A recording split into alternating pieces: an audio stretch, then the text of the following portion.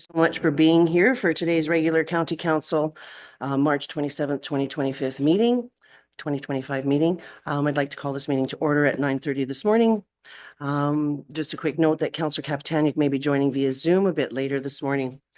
We will start with our land acknowledgement. We acknowledge Athabasca County is located on First Nations Treaty 6 and Treaty 8 traditional territory.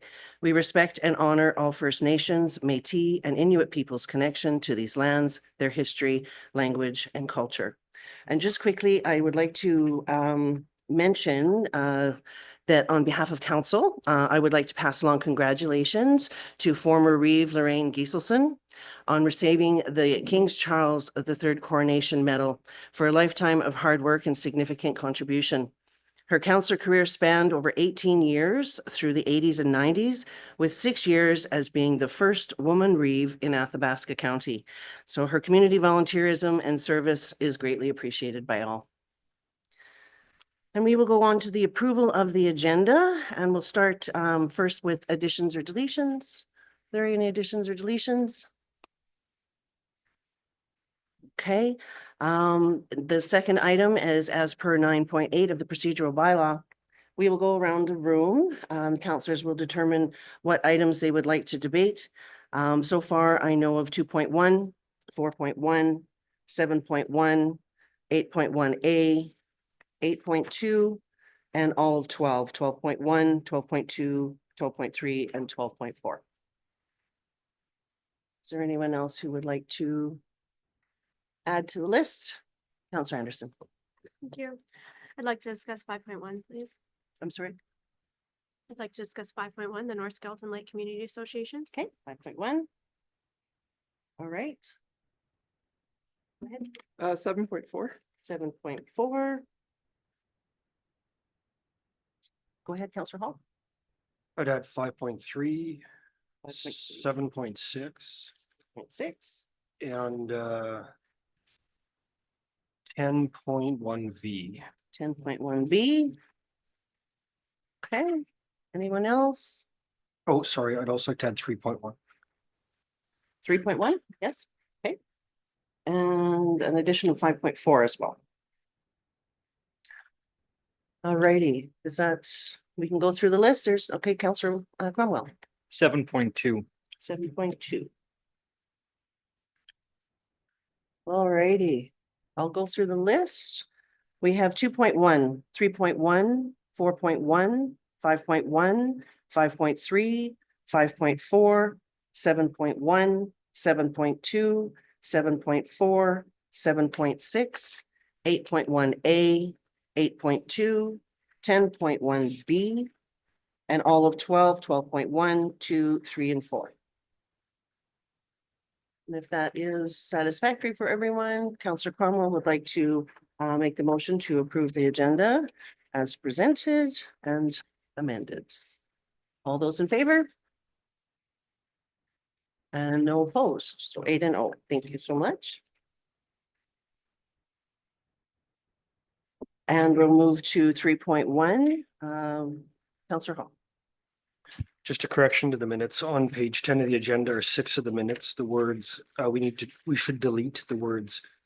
Reeve Holland noted concerns from the public regarding the Marty multiplex. It's really inappropriate in our minutes. These are not a recording of council comments, they're a recording of council decisions. And it's also uncharacteristic of our minutes. We don't tend to record comments like this, and I just don't think this one has a place in our minutes. Okay. And otherwise, I would move the minutes as amended. Okay. Does anyone else have any comments with regards to the concern? Okay, we will take that to vote. All those in favor of the amendment? And opposed? That would be 5 and 3. Thank you. Alrighty, 4.1 is our delegation. It will begin at 10:30. So we'll move to 5.1, page 40 of your agenda, please.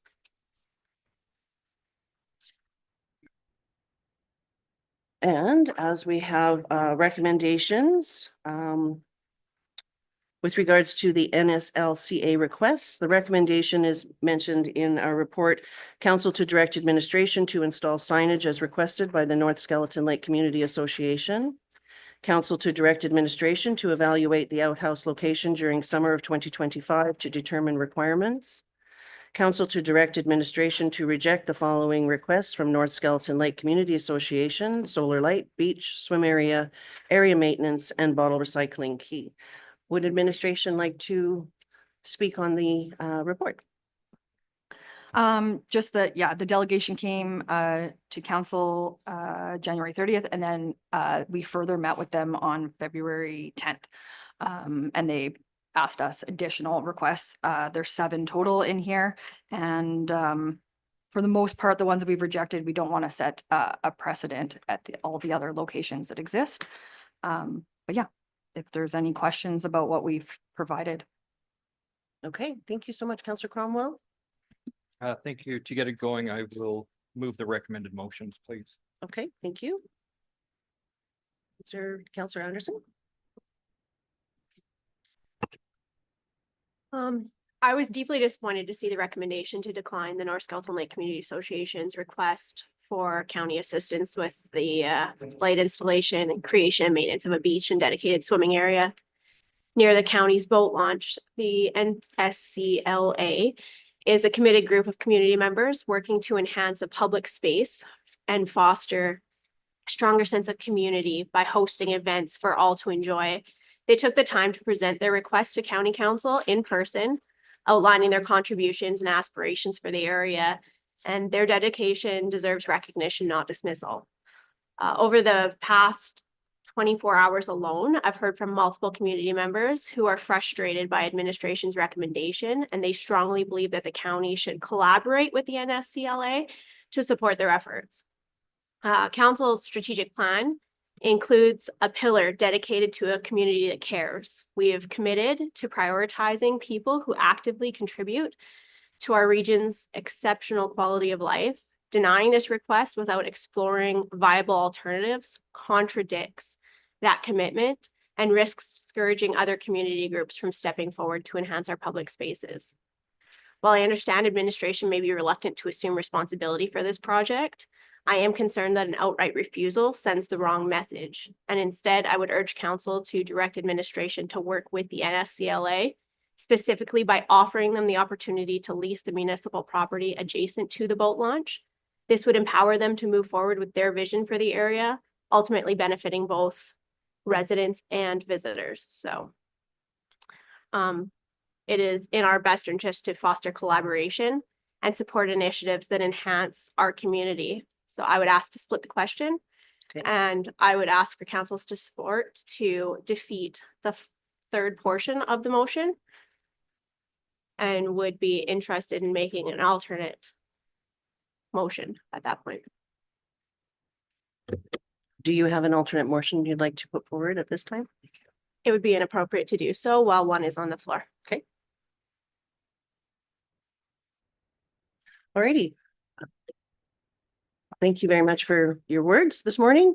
I think we also have to understand that although we appreciate every community group that comes forward and that their wishes and dreams are very beneficial, of course, to our community, we also have to be very respectful and understanding that in some of these situations, it does make it extremely difficult, not only for administration, but the rest of the taxpayers in the municipality. And so I'm in favor, of course, of further discussion. However, I am in support of administration's recommendations, as they've made it very clear what those concerns would end up looking like in the future for the rest of the municipality. So is anybody else, Councillor Cromwell? Thank you. Just looking at the numbers here that administration provided on page number 41, and I understand community groups come forward, they have requests, and we have in this room denied many requests that fit with pillars due to other restraints. 21 boat launches that the county is aware of. Estimated cost of $10,000.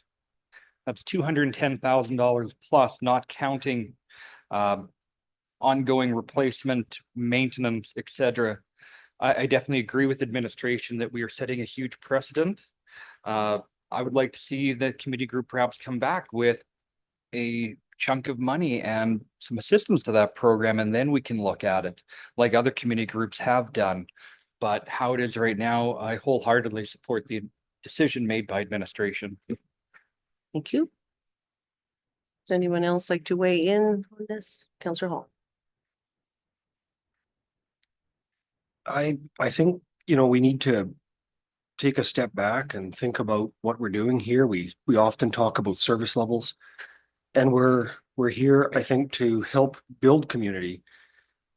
And part of that is to, make decisions around service levels for residents. We have varying service levels in varying circumstances all across the county. And I think we should be enabling our community and supporting people who get together to do things. I didn't hear the group ask for the county to pay for everything. What I heard is they asked for help to make things better. And so, when I look at this and think, like, good grief, we're worried about the precedent of creating a safe swimming area. That's a precedent we should be proud to create, because people are going to swim there. Why wouldn't we get behind them to help them create a space that's safe? And is that something that would be a problem to do in other places? I would be proud to get behind creating safe swimming areas in other parts of the county and in other lakes. I struggle a lot with the fact that we're happy to, cut grass in cemeteries that are rarely visited, yet we don't want to invest in helping a community group that actually all gets together and brings people together and draws people together. I think it's not an unreasonable thing to say what makes sense in the circumstances. Do we have the right group to do the things they're asking?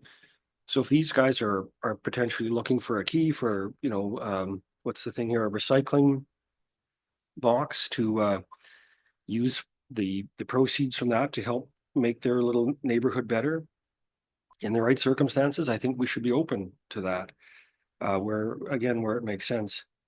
So where residents are gathering to build up the community, we should be supporting them and looking for a solution that works. Now, on some of this, I'll admit I'm not sold on the solar light. I don't know that makes a lot of sense, but I think things like a safe swimming area, looking to lease some land so that they can get the appropriate approvals to build a beach. These are things that enhance the community for all of us. And if we have a pocket of people who are willing to work hard to do it with a little bit of county support, let's get behind them. And so I don't, precedents are not, it's used like it's a bad thing. Creating a precedent is not a bad thing. And again, I'll say we have different service levels and different levels of service and different standards in different places across the county. I think we have to be wise enough to look at the individual circumstances and make decisions that are right in the circumstance. Thank you. Would you like to go ahead, Councilor Cromwell? Thank you very much. I appreciate the other round. Though I agree, we are here to do things that are to promote safety and the well-being. But I would like to remind my friends around the table that, the swimming and boating safety sites always tell you swimming in the dark or dusk is not safe. Do not swim near areas with boat traffic. We're contradicting what we're saying. We are contradicting what is common sense safety by going, hey, we're going to enable you. We're going to promote you swimming at the times where it is not safe in an area near a boat launch. And I think those comments alone contradict what my colleague across the table is saying, because we are enabling what could be more of an unsafe situation and given that false sense of security where none should be there. So realizing that people occasionally do things that are not safe, occasionally do things that perhaps they should not. Why would we as a county enable the opportunity for one of our residents, one of our visitors to our area to be put in a situation where they can get hurt, they can get into trouble, because we put up a solar light and we're saying, hey, we have a light, you're good to go in a time where you normally would not, in an area where you normally would not. And I appreciate the conversation around the table, but I cannot support something where I feel we are setting up people to fail, to get hurt, and to have an issue. Thank you. Counselor Anderson, Counselor Hall. Thank you. Heard multiple members of the community state that they feel that it's unsafe, that kids are already swimming in that area and there's boats present. They'd like a secure or designated area where the kids can swim, that they're not in and amongst the boats. Like, they've already stated there is a safety concern and they're trying to solve it. They're trying to find a solution for that to keep the members of the community safe. I've never once heard them say that they want this light right at the shore to enable people to swim after dark. Like, I've never heard any member of that group state that that was their goal or their intention whatsoever. So I don't think it's fair to say that they are trying to put people in an unsafe situation. I think they were actively working to try and identify safety concerns that already exist and find solutions so that the members of the public can enjoy that space. And like, I just don't see how those kind of inflammatory remarks against the community group are beneficial to whatsoever. I'd also like to point out that my recommendation was to offer them a lease so that they can do a lot of that work. I understand that that would be far too much to ask our administration team to take on, and a lot of liability to ask our administration team to take on. But I think that by saying if there's a community group that wants to pursue something and we need to give them the opportunity to do that, as long as they check all the boxes, I don't see an issue with that whatsoever. Okay, thank you. Counselor Hall. So there's nothing in the request that promotes unsafe behavior, and to make those comments is a false comparison. You know, there are already beaches near boat launches. We have other precedents, if you will, where there is a marked swimming area in the vicinity of a place where people launch boats. And the idea is that you separate the uses so that everybody knows where everybody else is. And in fact, you know, nothing about any part of this request has been an all or none. It didn't say we want to swim in the dark.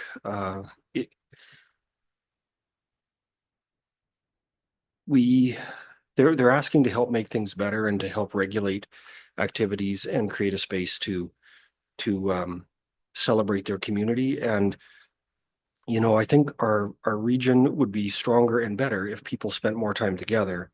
And again, this isn't an all or none, but let's not make false comparisons. They're not asking to do dangerous things. They're asking to put some boundaries around to make things a little bit better. Thank you. I think one of the key points that are also been made here this morning is level of service.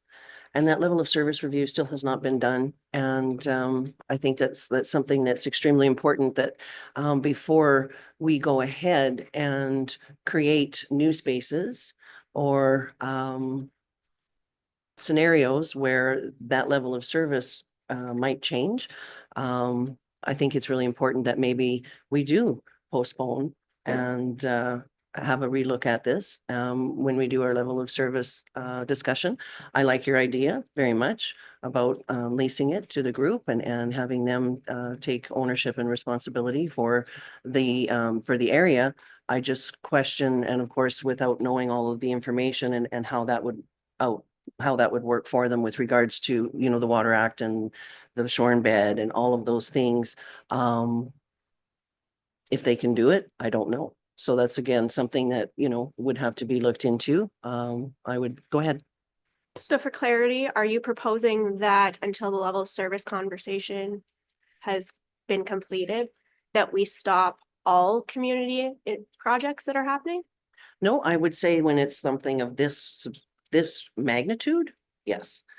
Because of course, we're looking at how many different boat launches that we already have, how many beaches that we already have that we're not able to care for in a fashion that we would really like to. We don't have the resources to do that right now. So to continually add to the inventory per se, without having all of that sorted out, I think is something else that we should be considered for sure. Counselor Mins.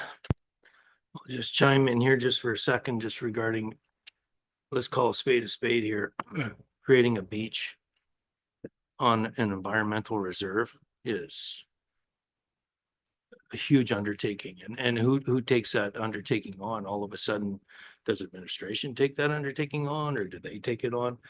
Doesn't matter who actually takes it on, even if we lease them the land, all of a sudden it's still ours. It's still Athabasca County's, and when we have areas that need improvement that are actually already in place, to create another one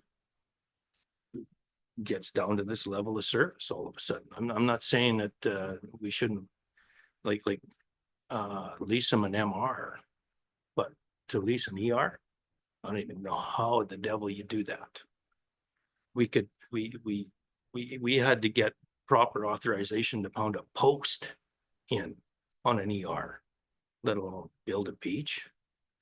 And I understand what they're trying to do here, but many years ago, a lot of people around there didn't even want a boat launch because they didn't want people down on around there. And they have actually a beautiful beach not that far away from Hope Lake, one of the nicest beaches we have in Athabasca County. And that's maintained all the time. So I know it's a tough thing, but I agree with the administration just to hold off a little bit.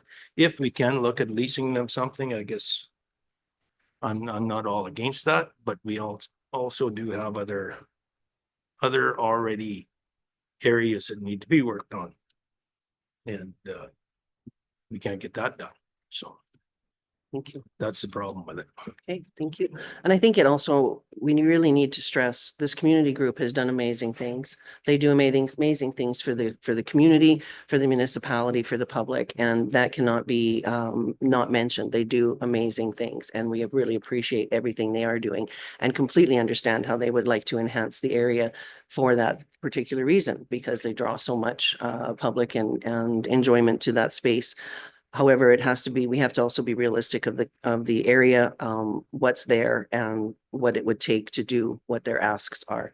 Go ahead, Councillor Anderson.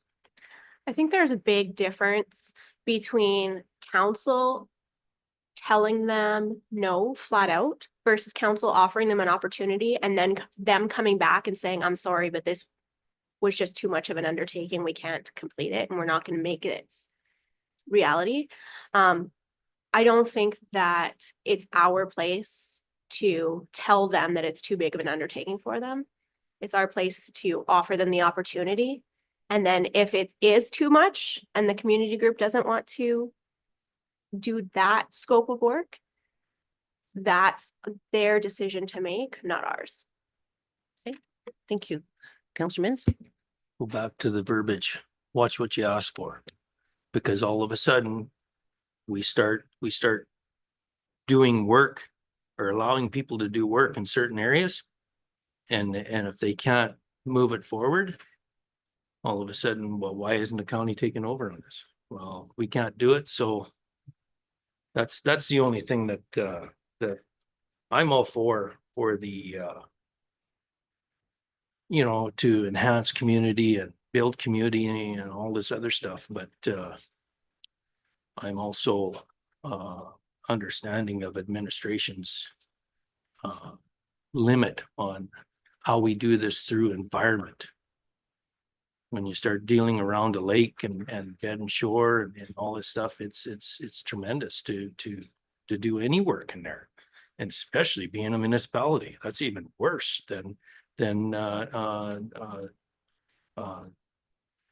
dedicated landowner. They can get away with it a little bit easier than any municipality. We've had ourselves handed a few times. Athabasca County has, and to take on more. It's but to have the discussion, great. Tell them to come back in. Let's have a talk. If you want to change something or do something, I'm not saying that they can't come back and talk to us or talk to administration. We're just saying what they've asked for here right now. We're gonna help them on some items we're not. So that's my final. Thank you. And it also should be noted as well that the community group did come and speak with administration, and administration would have been very, in my opinion, forward and of understanding of what they were looking for and explain the difficulties and the liabilities that that places the county under. Is that accurate? Correct. Okay, thank you. So, you know, we also have to respect that we have a very talented and experienced administration who are giving us the advice that looks after the municipality. So I guess if we're done having this conversation, so everybody felt that had their chance, okay. So we have oh, go ahead, Councillor Brewbuck. I always feel very uncomfortable where council takes a position to stifle local initiative.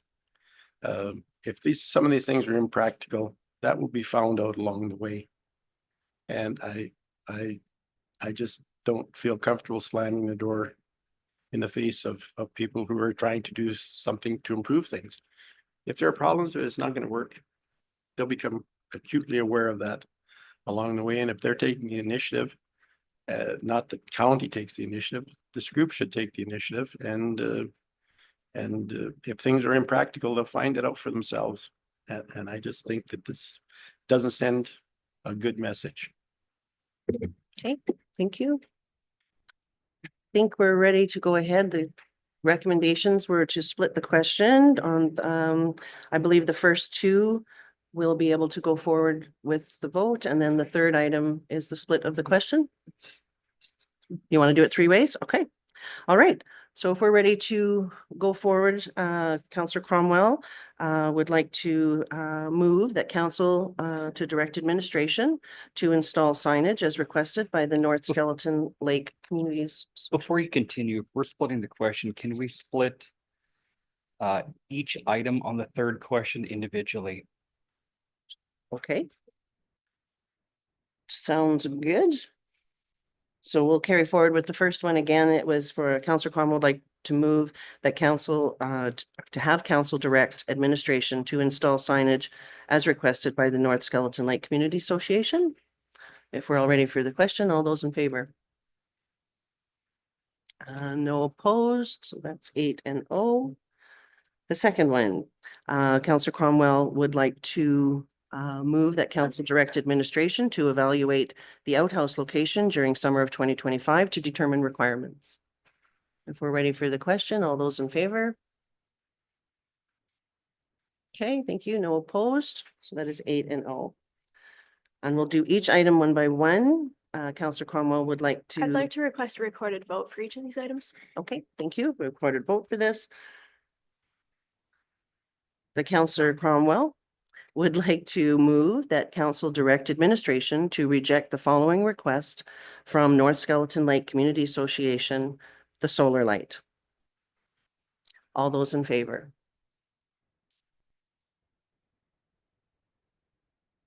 One, two, three, and opposed.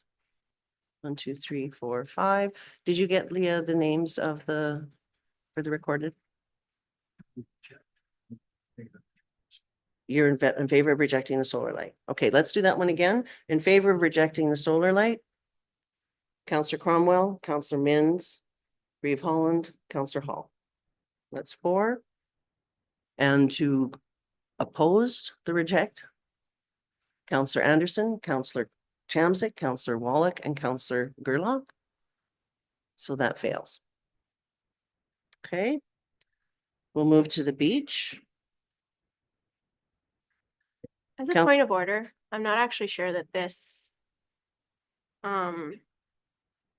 motions we're voting in opposition to declining it. So does that mean they're automatically approved when we vote opposed to declining it?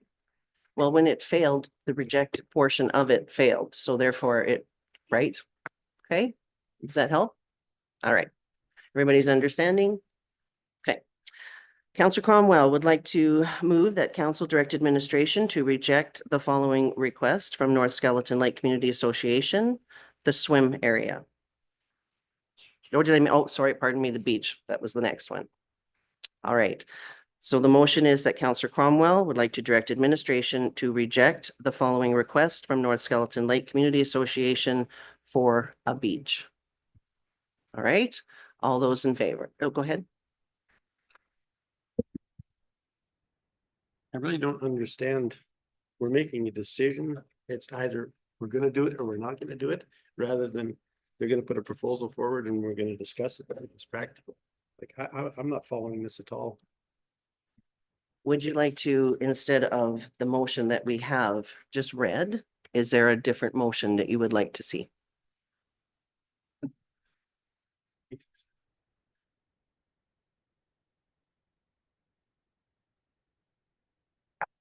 Go ahead.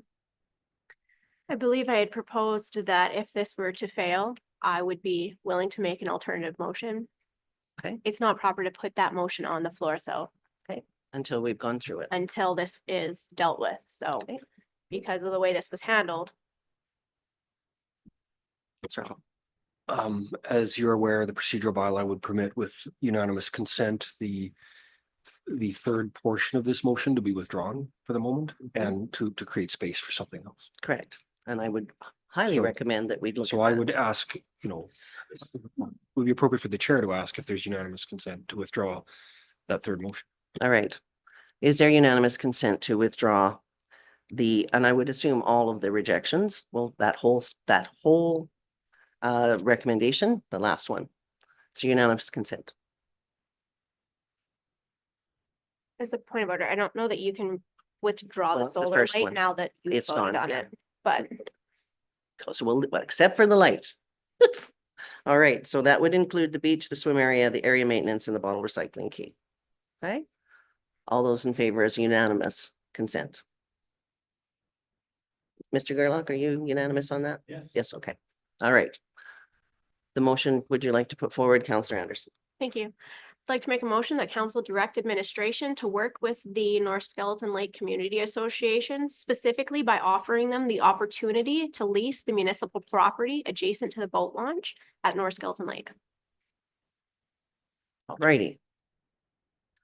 I'm just going to wait for Miss Leah to make sure she's got it. Okay, she hasn't got it all, so if you wouldn't mind repeating it, please, a little bit slower for Miss Leah. Council direct administration to work with the North Skeleton Lake Community Association, specifically by offering them the opportunity to lease the municipal property adjacent to the boat launch at North Skeleton Lake.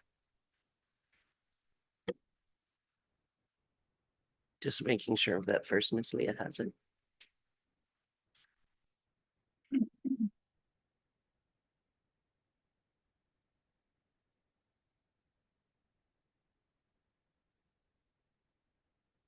Have you got it, Miss Blair? By offering the opportunity to use property adjacent to the launch. Yeah. That was- Okay, I got it. Thank you so very much, Counselor Mintz. Which property is that? Is that the county environmental reserve? Is the county municipal school reserve? On each side of it? Which, is it the crown? Like which property? Or is it all of it? My proposal is that the admin team work with them to decide what the appropriate boundaries, terms, conditions would be. And maybe administration will require them to come back to council to specify more of their plans. I don't know. That's operational, the actual terms of that agreement and the negotiation. But I think that this puts it back on administration and says, we want you to continue to work with the community group. We acknowledge the work that they're doing. And we don't want to just squash their plans. We want to give them an opportunity to pursue something.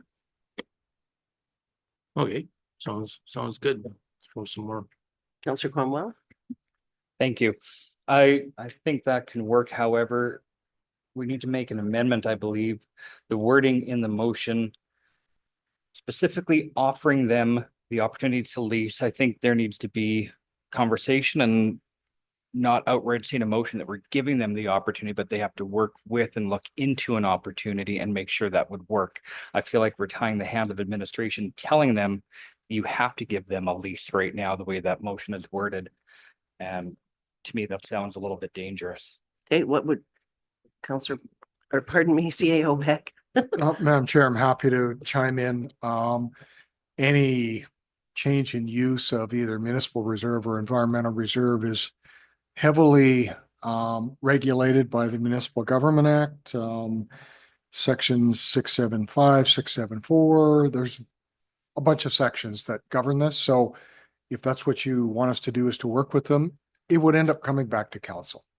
In order to allow it to happen, you'd have to approve a bylaw authorizing such a use after a public hearing. We'd probably need to get some legal advice. It's potentially doable, but it's still not operational at this point. It would come back to council for approval. Okay, thank you. What would your amendment? Through the chair to the CAO, then are you confident the wording is fine then, and they'll bring it back to us when it needs to come back? Madam Chair, I'm not going to speak to confidence in the wording. I'm advising that if you pass it, we work with the folks, regardless of what, if you want them to be the ability to lease, it's going to come back to council for approval. So would it be more appropriate to mention, discuss the lease opportunity, discuss the To- lease To opportunity? work with the community association, specifically look into the opportunity to lease them the land. So take out the words specifically offering, but look into. That's how I would like that worded. Okay. Did you get the amendment? To look into the opportunity, replacing the words. Sorry, I can't hear you. Take out specifically offering and change that, look into the opportunity. Is that satisfactory for everyone, or is there comment on the Is that a amendment? formal amendment? Sorry, Is that a formal amendment? formal amendment. So we will go forward if everyone is ready for the formal amendment vote. All those in favor? Oops. Julie, just repeat, like, so we know what we're voting on, please. Okay, I will ask Miss Blair if she wouldn't mind, please.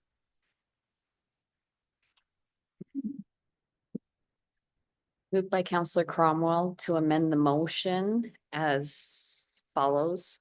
Remove specifically offering and replace the words with to look into.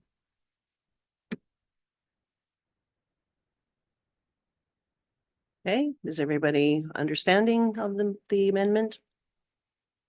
All right, all those in favor of the amendment? That would be 6 and opposed, 2. So on the amended motion, and I'm sorry, Miss Blair, I'm going to ask you to read it in full so everyone is understanding what that amended motion says. Like a recorded vote again, please. Thank you.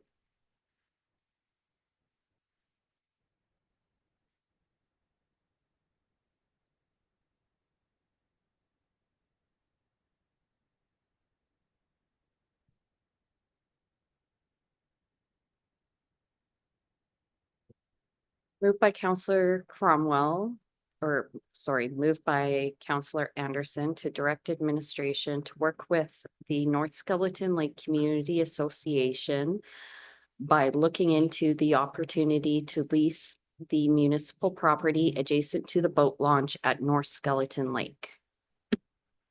Okay, is that satisfactory? Everybody understands the motion? Thank you, Miss Blair. Are we ready for the question? All those in favor? I believe that's 8, and any opposed? None, that's 8 and 0. Thank you very much. The next item we have is 5.3, Township 671A from the March 11th County Council meeting, page 46 of your package. And I believe the recommendation here is that County Council approve a 2025 budget increase of $294,000 to facilitate the drainage improvements and other work associated with improving this portion of roadway to be funded from levy. Counselor Mintz. I'll move that motion. Thank you. Is there discussion? Counselor Hall. So this was tabled last time because the motion, in my opinion, doesn't stand on its own. It's unclear. This portion doesn't, like, the whole sort of comment last time was to really have an understanding of what we're getting. Are we doing 900 meters of road, 2,800 meters of road? How much road from where starting? How much are we spending and how much road are we getting? Because while I appreciate the very technical gibberish that's been written here, I'm not trained as a sign pounder and Point of I order, have to please. Interrupt you there. and I don't Please, understand Councillor what Hall, that is. we have a point of order on the floor. Please refrain Who from made the the point of order? Councillor Cromwell made a point of order and Who is did? going to. I will actually add there to please not use disrespectful words towards our There's administration. not disrespectful words to say it's unintelligible to the average reader. You called it gibberish and I would like to please apologize for that statement. Okay, so these language are unintelligible to the average reader. What really we're hoping to, the hope was that we would get to a place where we just knew what I'm approving. Are we getting 2,800 meters of road? Are we getting 900 meters of road? And so what, for me to understand what's happening, I need clarity around the recommendation, not around the spacing of the signs. Thank you. If I could request administration to weigh in on the very detailed information that they have provided in the report. Madam Chair, the proposed maintenance work is recommended graveling and grading the road top as a minimum clean out existing culverts and inverts. Installation of signs, a minimum of five as noted in the report.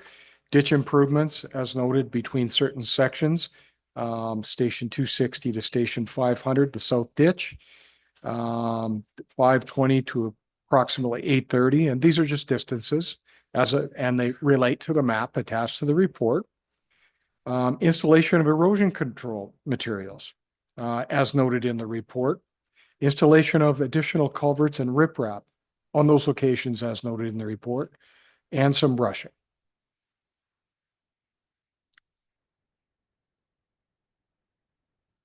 Could I propose then that the words "this portion" be changed to as in Schedule A of the admin report? Although Schedule A talks about 950 meters and the limited understanding I have of some of the other 2 plus 830, I think means 2,830, but I don't actually know that with any certainty.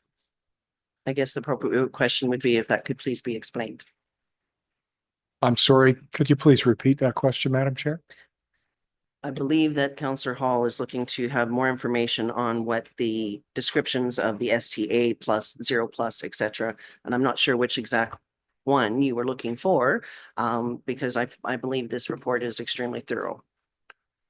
Thorough and clear are not the same. Is it just so that like, is it 900 meters or 2,800 meters? 900. So, and does 2 plus, what does 2 plus 819 mean in terms of a station? Is that 2,819 meters from the point zero? So it would depend on where they started the chainage. I'm not exactly sure at this map where 2 plus 705 is.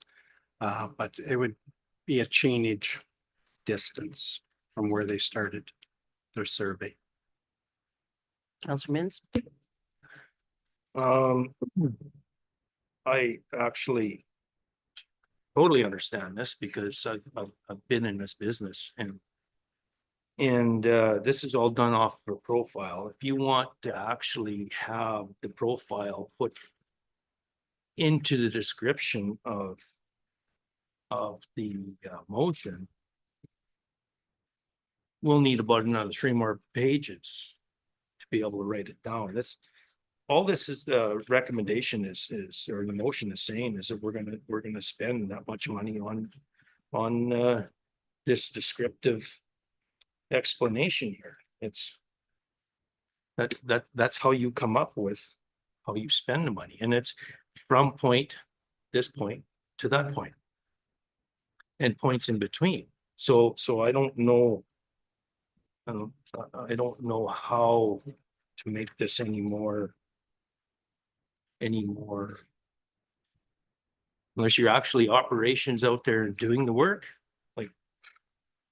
We're gonna be looking at, So, so for clarity, we're doing 900 meters of road? Or 900? 950 meters of it. I think that was the only request last time, and I appreciate all the other detail. That for me is more than I would expect. It's really about where is it starting and how much are we doing? And the first report that came, to be honest, I couldn't, even had to look around the map to find it to begin with. And so the point is, what I had hoped to see was just I'd identify what it is we're doing so we know where we're looking. We're starting at we're Yeah, so on the attached map, we've tried to delineate a start and end point. That just is approximately 950 meters is the area that will have the attached work done in. Thank you. Would it satisfy, Counselor Hall if we added the words in the recommended motion as presented in the administrative report? Okay.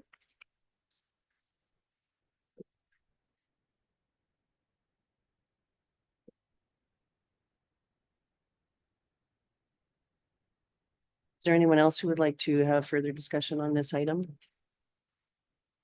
All right, Counselor Minns would like to move that County Council approve a 2025 budget increase of 294,000 to facilitate the drainage improvements and work associated with improving this portion of roadway to be funded from levy as presented in the administrative report. All right, if there is no further discussion, all those in favor?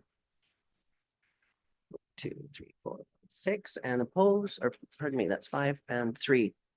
5 and 3, that motion carries. Alrighty, we're moving on to item 5.4. We've about 15 minutes before our delegate.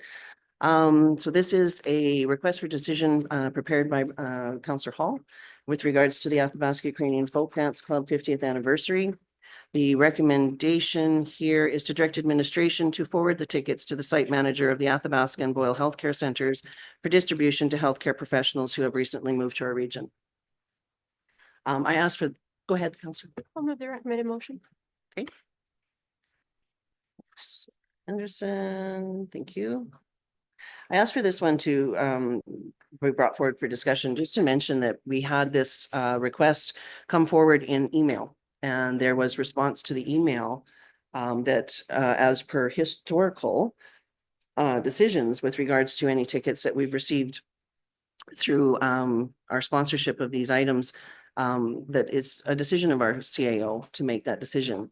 And the folks that did weigh in the email mentioned that was an agreement in agreeing that be the forward path that we take. And so there was no opposition to that at that time. So I feel that we also have new staff members within our administration as well that would be very beneficial and kind of us to support them as well as provide them an opportunity before we go outside of our own organization. So therefore, I'm, as much as I do appreciate, and please do not think that I don't, our healthcare centers and the staff within them are amazing human beings and are going through many difficult times, and I do appreciate them very much. But I also appreciate our administration as well and feel our organization, as it has in the past, be given that opportunity prior to going outside. So therefore, I'm not in favor of that recommendation at this time. Is there anyone else who would like to weigh in? Councillor Hall. So I just would point out that council funds generously the compensation packages for the staff, and that the grants to organizations budget is not a backdoor to fund access for councillors or employees to events that we already have other budget lines for. And as stated, the whole budget line is about making the community better. And so, an email discussion is not a vote. And that's why it's in front of you to formally have council decide what to go, because when I checked the policy, I saw nothing in the grants to organizations policy that said also can be used to fund rewards and recognition and benefit for employees. Okay, thank you. All righty, does anybody else have Councillor Cromwell or Councillor Gillow? Yeah, both positions are great. I mean, both suggestions are very plausible, but if there's a process where the CAO does have that opportunity or responsibility, maybe that's where it should stay. We can't lose either way. Okay, thank you. Councillor Cromwell? Thank you. I agree very much with what you're saying, Madam Reeve, and council funds the healthcare attraction and retention greatly. We have made many of a dollar go to the recruitment and the betterment of doctors and nurses in our area.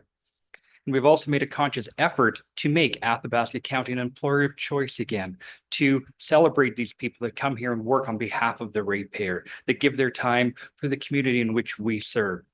And I wholeheartedly believe it should stay with the CAO. And I love the idea of giving it to the new staff that have come here to work for the county, for the people, and they deserve that small reward. And I think the words of using a grant donation as a backdoor are highly inappropriate and again, not factual. We are here.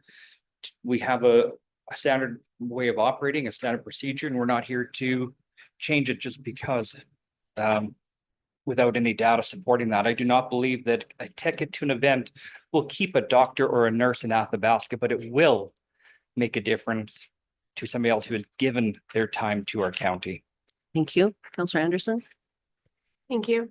I heard the Reeves say, and as the spokesman in the county, that the decision was made via email, that this would remain with the CAO. And I just want to point out that I understand the practicality of sometimes due to timelines or just the way things happen, we do things, somebody will put out the question via email, and if there's no real rebuttal, then it just lands in administration's hands to take care of.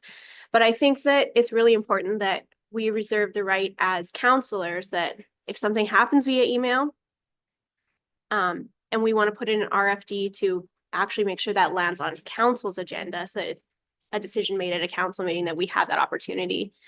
And so regardless of whether, this item or a different item, I just want to make sure that all members of council feel that they have that opportunity at times, that if something's happening via email, and they want that decision to be made at a council meeting, that they can put that on an agenda and have that decision made here. I don't think that we should necessarily feel shamed for putting that decision on council's agenda to make it a council decision. Thank you. And to be clear, as I mentioned, there wasn't any opposition at the time of the email. I was not making any comment at all about the request for decision and the opportunity for council to further discuss. Councillor Chamzek?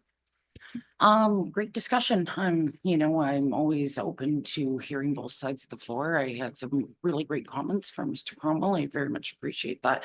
I also invite the fact that, if somebody would like to open up the grants to organization policy to make it a little bit stricter or stringent, we're also able to do that as well.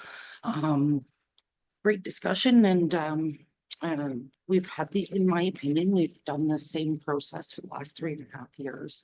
Not to say that I'm opposed to change, but there's processes that we can do that properly and better, I think. So I think I'm ready to vote. Thank you. Okay, thank you. Is there any further discussion? All righty. So on the Councillor Anderson's motion to direct administration to forward the tickets to the site manager of the Athabasca and Boyle Healthcare Centers for distribution to healthcare professionals who have recently moved to our region. If you're ready for the question, all those in favor? 1, 2, 3, 4.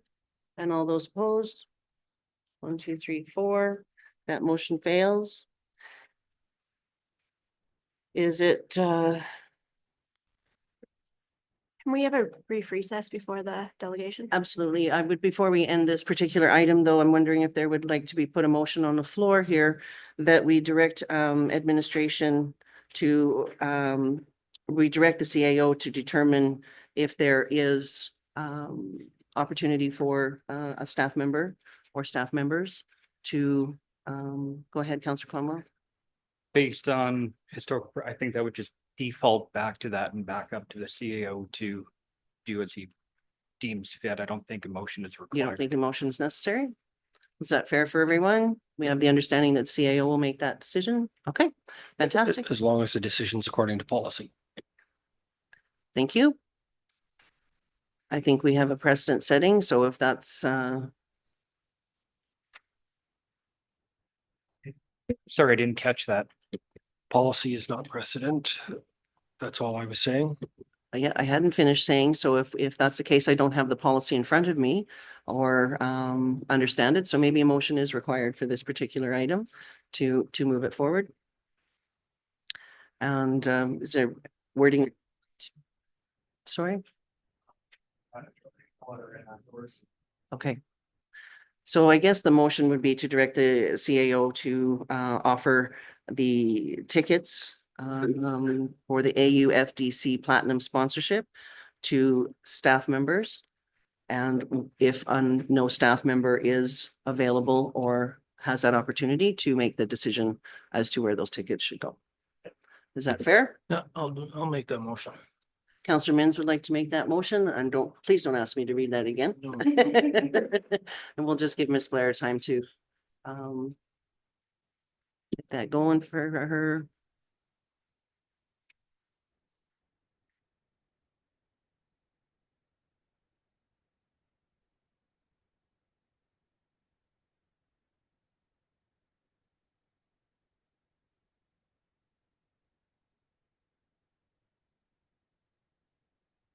Are you good, Miss Blair? You got her? Okay, does everybody understand the motion?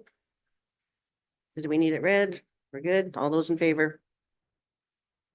1, 2, 3, 4. All those opposed? 1, 2, 3. Are you in favor?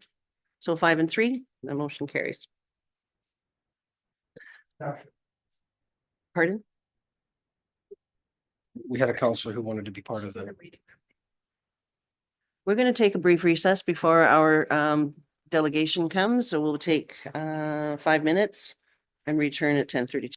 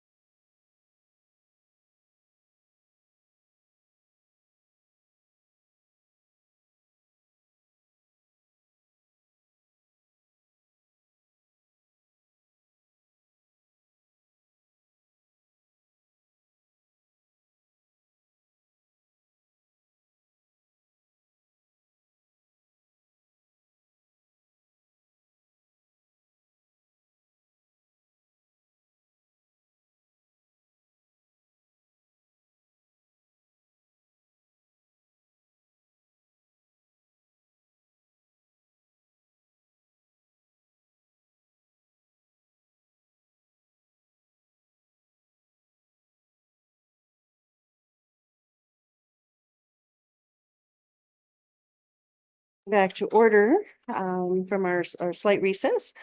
We have our delegation here this morning from Accurate Assessment. So I believe the first item up is to make introductions. And we'll start with Counselor Anderson, please. Good morning, Ashton Anderson. I reside in Division 3, which is the Boyle Caslin area. Good morning, Brian Hall. I reside in Division 4. Kelly Chamzik, Division 7, Grassland, Atmore, Prospita areas. Counselor Wallach has just stepped out. She will be back, but she is in Division 9, which is north of the river. I'm Tracy Holland, Counselor for Division 5 as well, which is east of Athabasca. So it would be Paxton, Parkview and Amber Valley areas, as well as the Reeve for Athabasca County. And we'll move here. Morning. Welcome, Rob Mintz, Baptiste Lake Island Lake area, Division 8. Morning, Joe Gerlach, Rochester Perryville area, which is Division 1, where you enter the county. And good morning. Thank you for being here. Gary Cromwell, far north, up to and including Wandering River, Brainerd, Blue Jay areas. Thank you for being here. And joining us via Zoom, if you'd like to go ahead and introduce yourself, Counselor Kapitaniak. Good morning, everyone. Natasha Kapitaniak from Division 2, Collington, Minnook, and New Pine Creek. Thank you so much.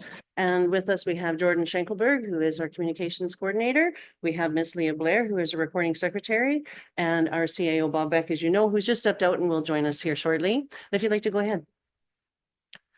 Thank you. My name is Troy Bertles. I am your, Chris is actually your appointed assessor with Accurate Assessment Group. Chris Meadows to my left is your appointed assessor. His left, Levi Stewart with Accurate Assessment, and to his left is Bob Dodlin, senior assessor with the company for many years. Awesome. Well, thank you all for being here today. We sure appreciate seeing you, and especially in the inclement weather that we're experiencing in our wonderful springs we have in Alberta. Yeah, I hope our member that's on Zoom is in a much more desirable location. No. Here, here. No, not at all. So if you'd like to go ahead, please. Perfect. I should ask, are we under time limit a little bit, or? I think with this very important topic, you can just Okay. take the time you need. The reason I ask is we have some information at the beginning that I don't want to spend a whole bunch of time if we're restricted, but I just want to back up one slide. Oh. Is that you doing that? Oh, that's him. Okay, right there is good.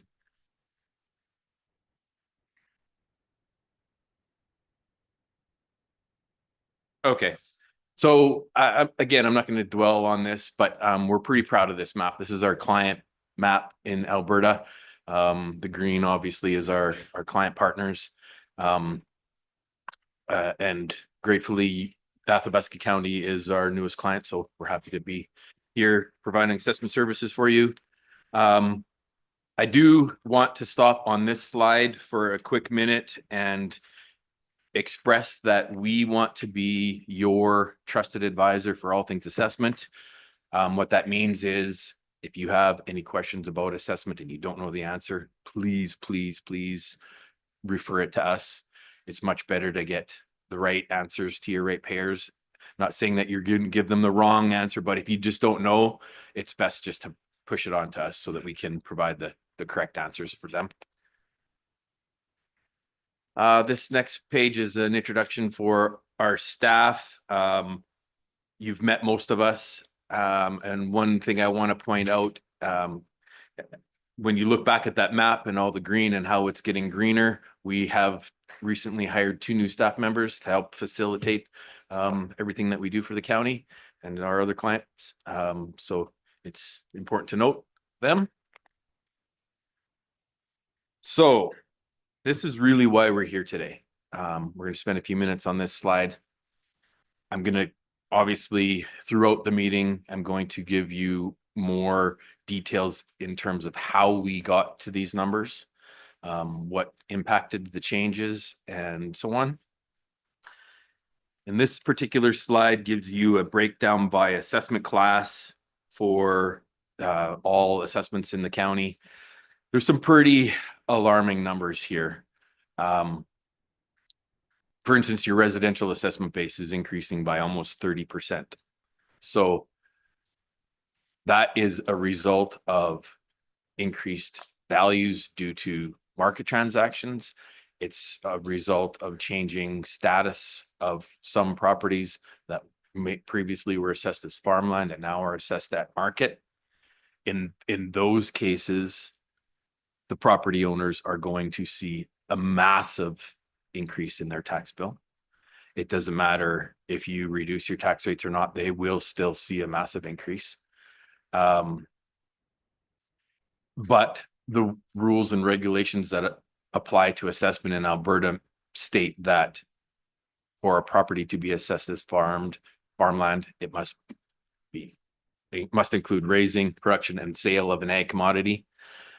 So as long as those three things are happening on a property, it's assessed at farmland. And to give you some context in terms of what that means, let's say a parcel of land, a quarter of land is worth 200,000, for example. That's what it would buy and sell for. If farming isn't active on that property, that's about what the assessment will be. But if there is, let's say it's fenced and grazed with cattle, it's a legitimate farm parcel, the assessment on that would be 20,000-ish. And the tax impact is massive in the two different scenarios. And we see this across our client base. From time to time, we'll roll up on a property and find that, hey, there's no farming here, and we change it. In the case of Athabasca County this year, when we re-inspected the entire municipality, there were north of 400 properties that were changed from farm to non-farm. So a lot of property owners will see a big change in their assessment because of that. I have a little bit more stats further in the report about the exact numbers. And one thing we did to help mitigate the issue is for all of those properties, we mailed the owner a letter and said, hey, this is what's happening. This is the reasons why we're changing it from farm to non-farm. However, if we've misinterpreted, if you are actually farming, please fill out this farm declaration form and provide it to us. And if you are farming, then for sure we'll change it back. But we need to see reasons why. Couple of examples. Horses are generally pets in Alberta. There are cases where you can raise horses as livestock, sell it for meat. Doesn't really happen in Alberta. But your 15-acre parcel that is got Susie's pet horse on it, unfortunately, that's not farming.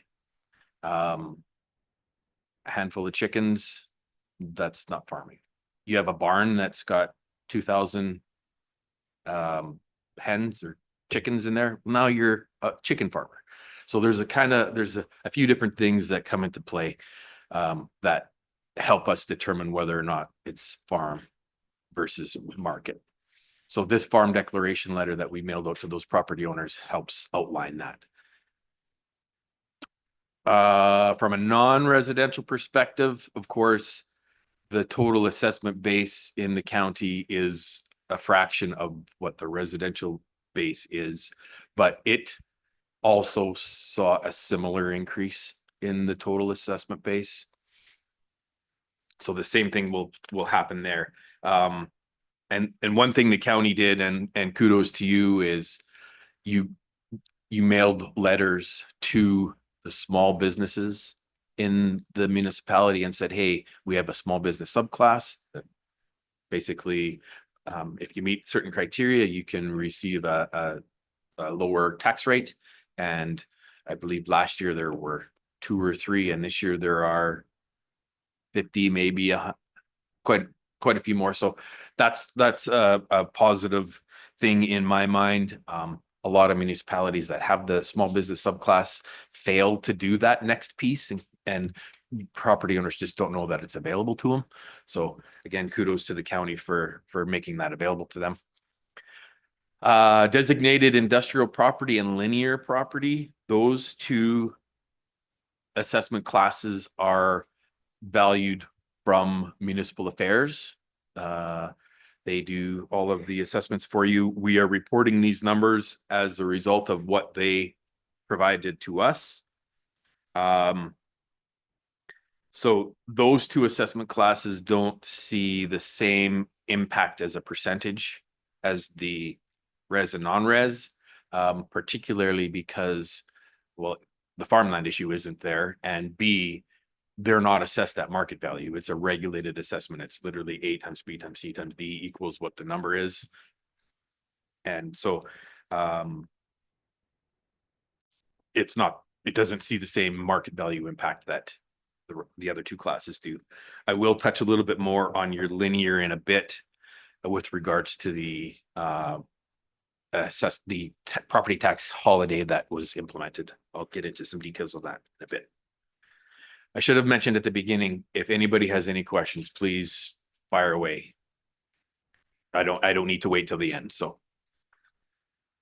Next slide. This essentially just gives you a 5-year comparison of the different classes. Obviously, you can see the residential has a huge spike in the 5th year, which is this last year. And the exempt properties also have a huge spike. So the reasons for that are pretty simple. For one, farm buildings are exempt from taxation. We still assess them because we need to know what impact they have in terms of market value. If the property sells, how much value is attributed to those buildings, but they're not taxed. And that's because of the legislation in Alberta. And we found when we did our re-inspections that those buildings were not assessed. It's not impactful from a tax perspective because they weren't taxed anyways, but we still add them. So that is a huge part of that. But the more impactful part of it is all of your crown land was previously assessed as farmland. Again, it's not tax impactful at all, but the province isn't farming hundreds of parcels of land. So therefore, it's not raising, producing, or selling ag. It can't be assessed as farmland. So those were all flipped to market value as well. So it's all the remote land. So just to be clear with regards to the crown land, if they are being leased and used as Absolutely. grazing, that's totally different. If it's leased Thank you. from the municipality or the crown, then it's assessed as farmland or whatever the lease is. If it's a grazing lease, it obviously would be farmland. If it's a gravel pit, then it would be non-res, for example. But we have all of those parcels are assessed separately. Awesome, Yeah. thank you. So that's the two main reasons why the exempt assessment class seen such a large spike. The next slide is just a total all-in 5-year comparison. Just another way to look at the data. Okay, so the next two slides are showing the overall piece of the taxable pie by class. So I've removed the exempt out of here because that kind of distorts the results. So this is last year's amount. You can see how much of it is residential. And if you just flip to the next slide, please. The residential is a lot more of the total. And that's because your dip in linear did not increase by 30% like your residential and non-residential did. So that really translates into shifting in the tax burden between your assessment classes. So in other words, if you left the tax rates exactly the same year over year, your residential property owners would be paying far more of the total than the dip and linear property owners.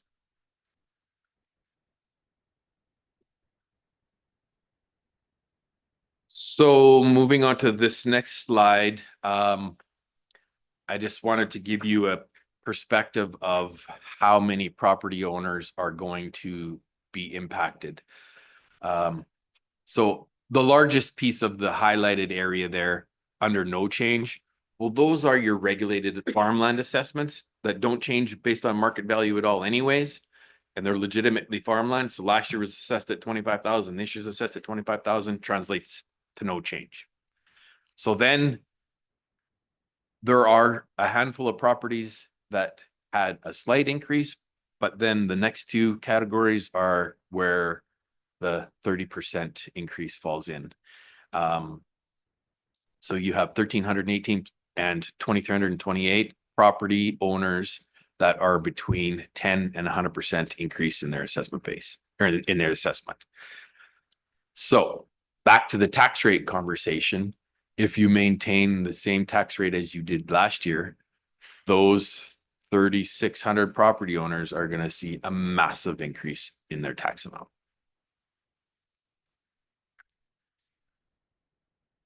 Then this chart here basically gives you a just different way to look at that previous one.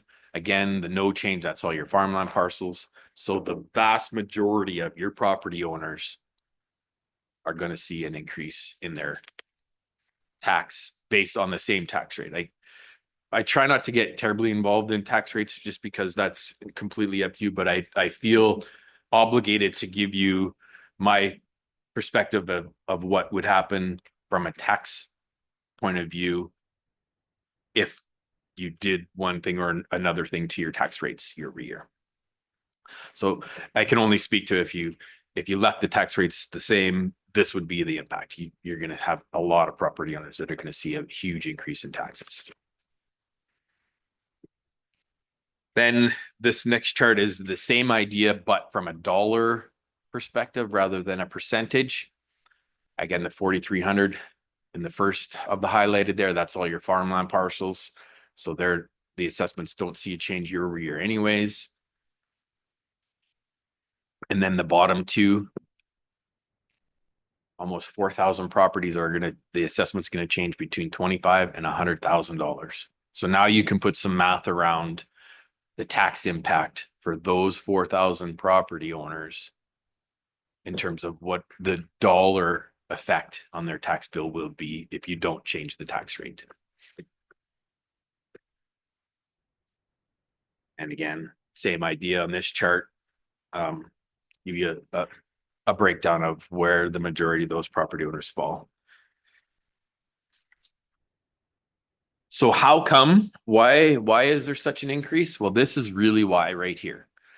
As we all know, market value is the valuation standard that we in Alberta are to assess properties at.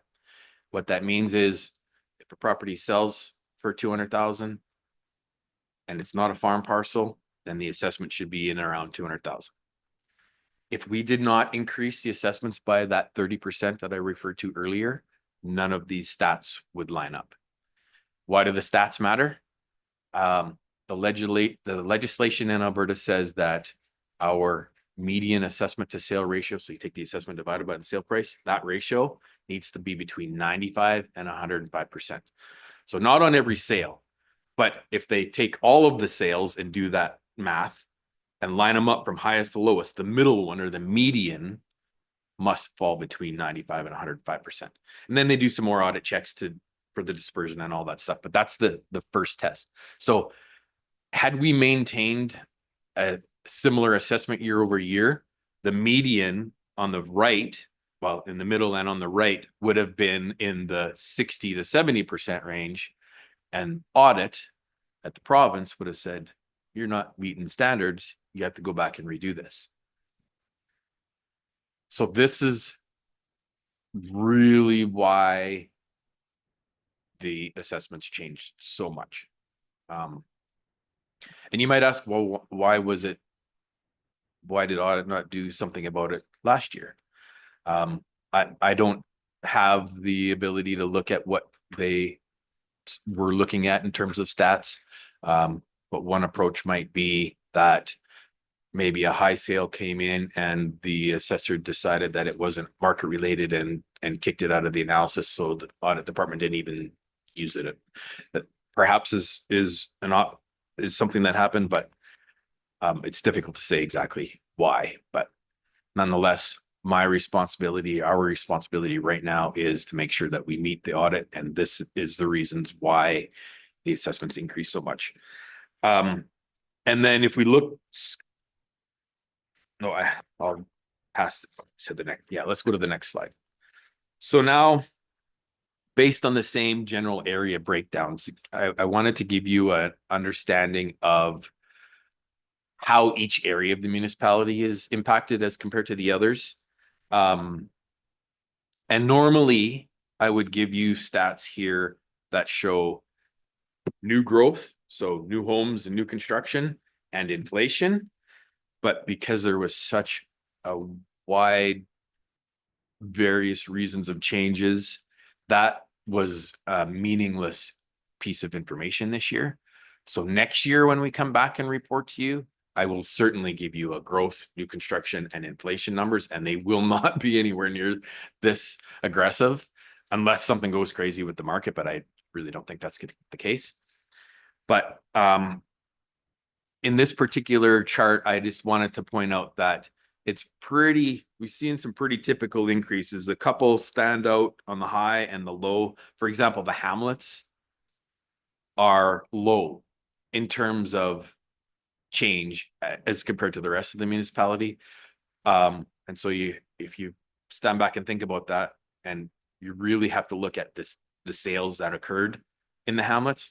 So for example, in the previous chart, there were 8 sales of vacant property and we're slightly over 100% median, and 8 sales of improved property in the hamlets and we're slightly below 100%. So again, if we would have made the hamlets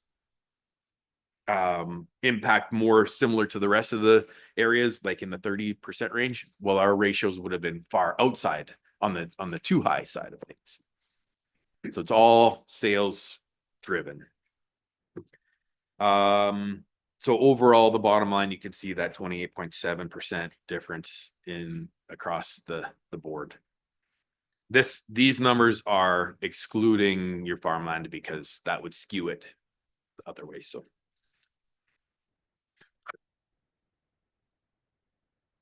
just some data from this past summer when we did the review.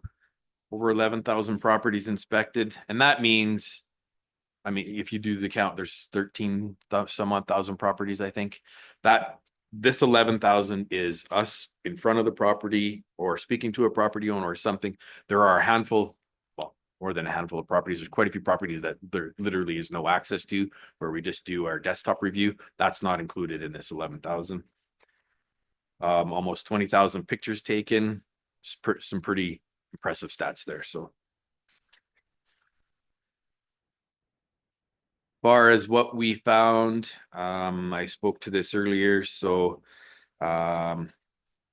market to farmland, or farmland to market, I should say, 463 properties were changed. So like I said, those property owners are going to see a big increase no matter what. Vacant to improved, 156 properties. So, you know, a handful of those would be because a new home was built, but a lot of them are because there were buildings that weren't assessed. And we found it because we did the 100% reinspection. 365 properties that are seeing a large increase, which translates to either a 300% increase or a $100,000 change in assessed value. That's quite a bit. So what that tells me is, I mean, really, it's all going to come down to how you guys decide to treat your tax rates. And I keep referring to, my examples are all, if you keep the tax rates the same, and if you do keep the tax rates the same, the phone's going to be ringing off the hook. And that's okay. But if the phone call is, my taxes are so much more than they were last year, but my assessment is now right, then we can't really answer anything for them. So, and I mean, we can maybe have this discussion. You know, some municipalities, when they see large increases like this, will build in a reserve in case there are a lot of assessment changes. At this point, we're pretty confident in the market value. But if somebody, for example, phones and says, well, I just had an appraisal last summer and your assessment is 100,000 more, and maybe there is an error on the assessment. When there's this kind of impact in the assessment base, generally municipalities like to build in a bit of a reserve for assessment loss. And then that way it doesn't eat away at your budget. If you've already budgeted for it, then that's good. If you don't budget for it, that's fine too. But you just be aware that it's got to come from somewhere. So then next year you're going to have to over levy. Do you have a recommendation on like in terms of percentage that you'd see, 1%, 0.5%? I don't at this point, but I could certainly put my brain to it and see. I mean, given that you've seen everything and it's all fresh and all done at once, probably fairly minor in terms of dollars, but it'd be interesting to Yeah, think through what that might look like. I'll put my brain to it and connect with Bob.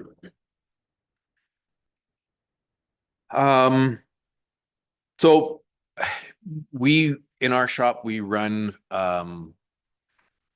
like we're open to anybody has any questions, including your ratepayers. Legislatively, there is a 60-day complaint period from the date that the notices are mailed. For 60 days where they have full ability to review and contest the assessment if they have any issues with it. That doesn't mean to say that we wouldn't take phone calls outside of that 60-day period.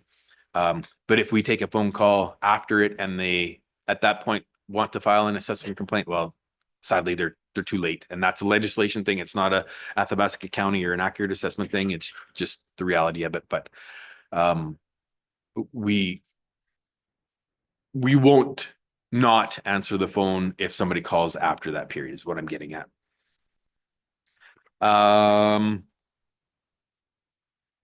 So as we all know, last year we did 100% reinspection. So to maintain our legislated obligations moving forward, we still do need to do a reinspection cycle. And this is our planned cycle for the next 5 years.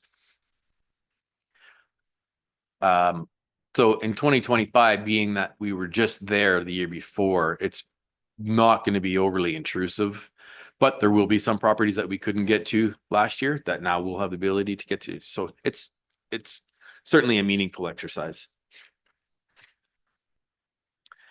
I just want to talk a little bit about industrial assessment. As I mentioned earlier, the DIP and linear properties in Athabasca County are done by the province. This is a list of our industrial assessors at Accurate Assessment.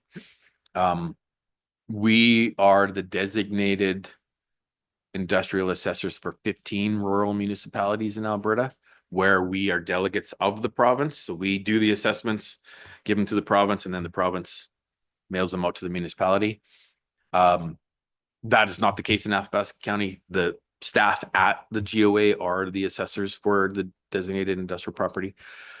But there are still other property types that the GOA does not assess in Alberta. And in the county, that would be, seed cleaning plants, gravel pits, sawmills. That's a little misleading because the Alpac site is assessed at a high enough assessment that it's deemed a special purpose property, and then the province takes it over. So that assessment is conducted by the province. But if it was a regular sawmill that doesn't meet a $30 million threshold, then it would be on us to assess it.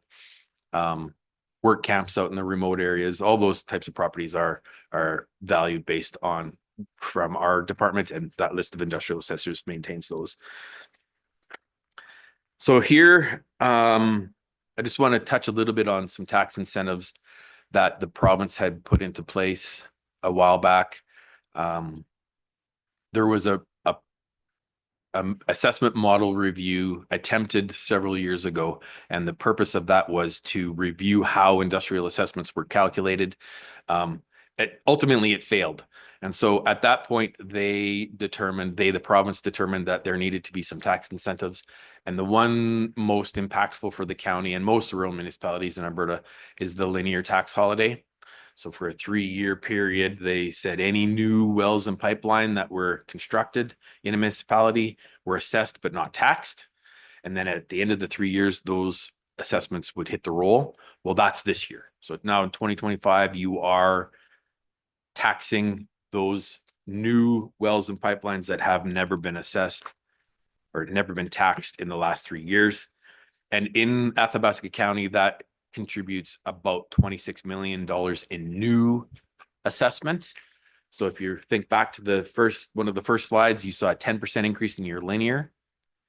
That's partly why. It's because you have $26 million worth of new because of the tax holiday alone. Again, we don't create or calculate those assessments. We just get the numbers from the province and report on them for you. So because that previous model review failed, they are doing another model review. And two of our staff members, Ray Fortin and Sean Barrett, are heavily involved in this model review that's currently underway. It's countless hours of time that they're putting in, and meetings weekly, it seems, and at times feels like it's an inefficient use of time. However, we feel strongly that our seat at the table will help protect municipalities' interests in terms of how assessments are conducted. Currently, we are in stage 2 of this review process. I understand that there were hopes that stage 2 would have been complete by now. However, they're still in the process. So it looks to me like this is going to be a long thing. Hopefully not too drawn out, but from what I understand, the review is hoping to be completed by 2028. It sounds like a long time away. So in the meantime, essentially, the assessments will be created as they have been in the past using the regulations in place. So lastly, before I close, there's just a few frequently asked questions that you might hear from your ratepayer that I just want to touch on a little bit. My assessment went up, but I haven't changed anything. So in this case, it's because we reviewed the market and we increased everything based on transactions that were happening in the neighborhood that they live in, and or there may have been buildings that were missed that should have been assessed. So all of those things can impact the assessment. And even next year, there's going to be a change in their assessment, but it'll be based on the shift in the market. What happens the year after? How do the sales relate to what they were the year before? My assessment went up 5%, but the market hasn't increased by 5%. In this, we should have wrote my assessment went up by 30%, but the market hasn't increased by 30%. So, that's, again, comes down to our interpretation of what happened in the marketplace in the year leading up to July 1, 2024. And based on all the sales that I showed you in a slide earlier, the assessments needed to be increased significantly. My assessment went up. Does this mean my taxes will go up? That I can only answer based on how you folks set the tax rates. So obviously, the concern for ratepayers is how much money is coming out of my pocket.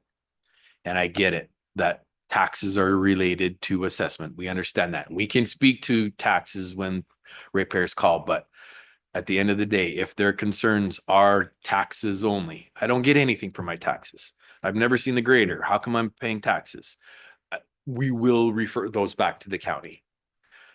We'll try and, swing it to an assessment conversation. And if it always reverts back to taxes, then it's out of our control, basically. I'm zoned as agriculture. Why am I not assessed as farmland? Raising production sale. You can be zoned whatever, but use trumps zoning.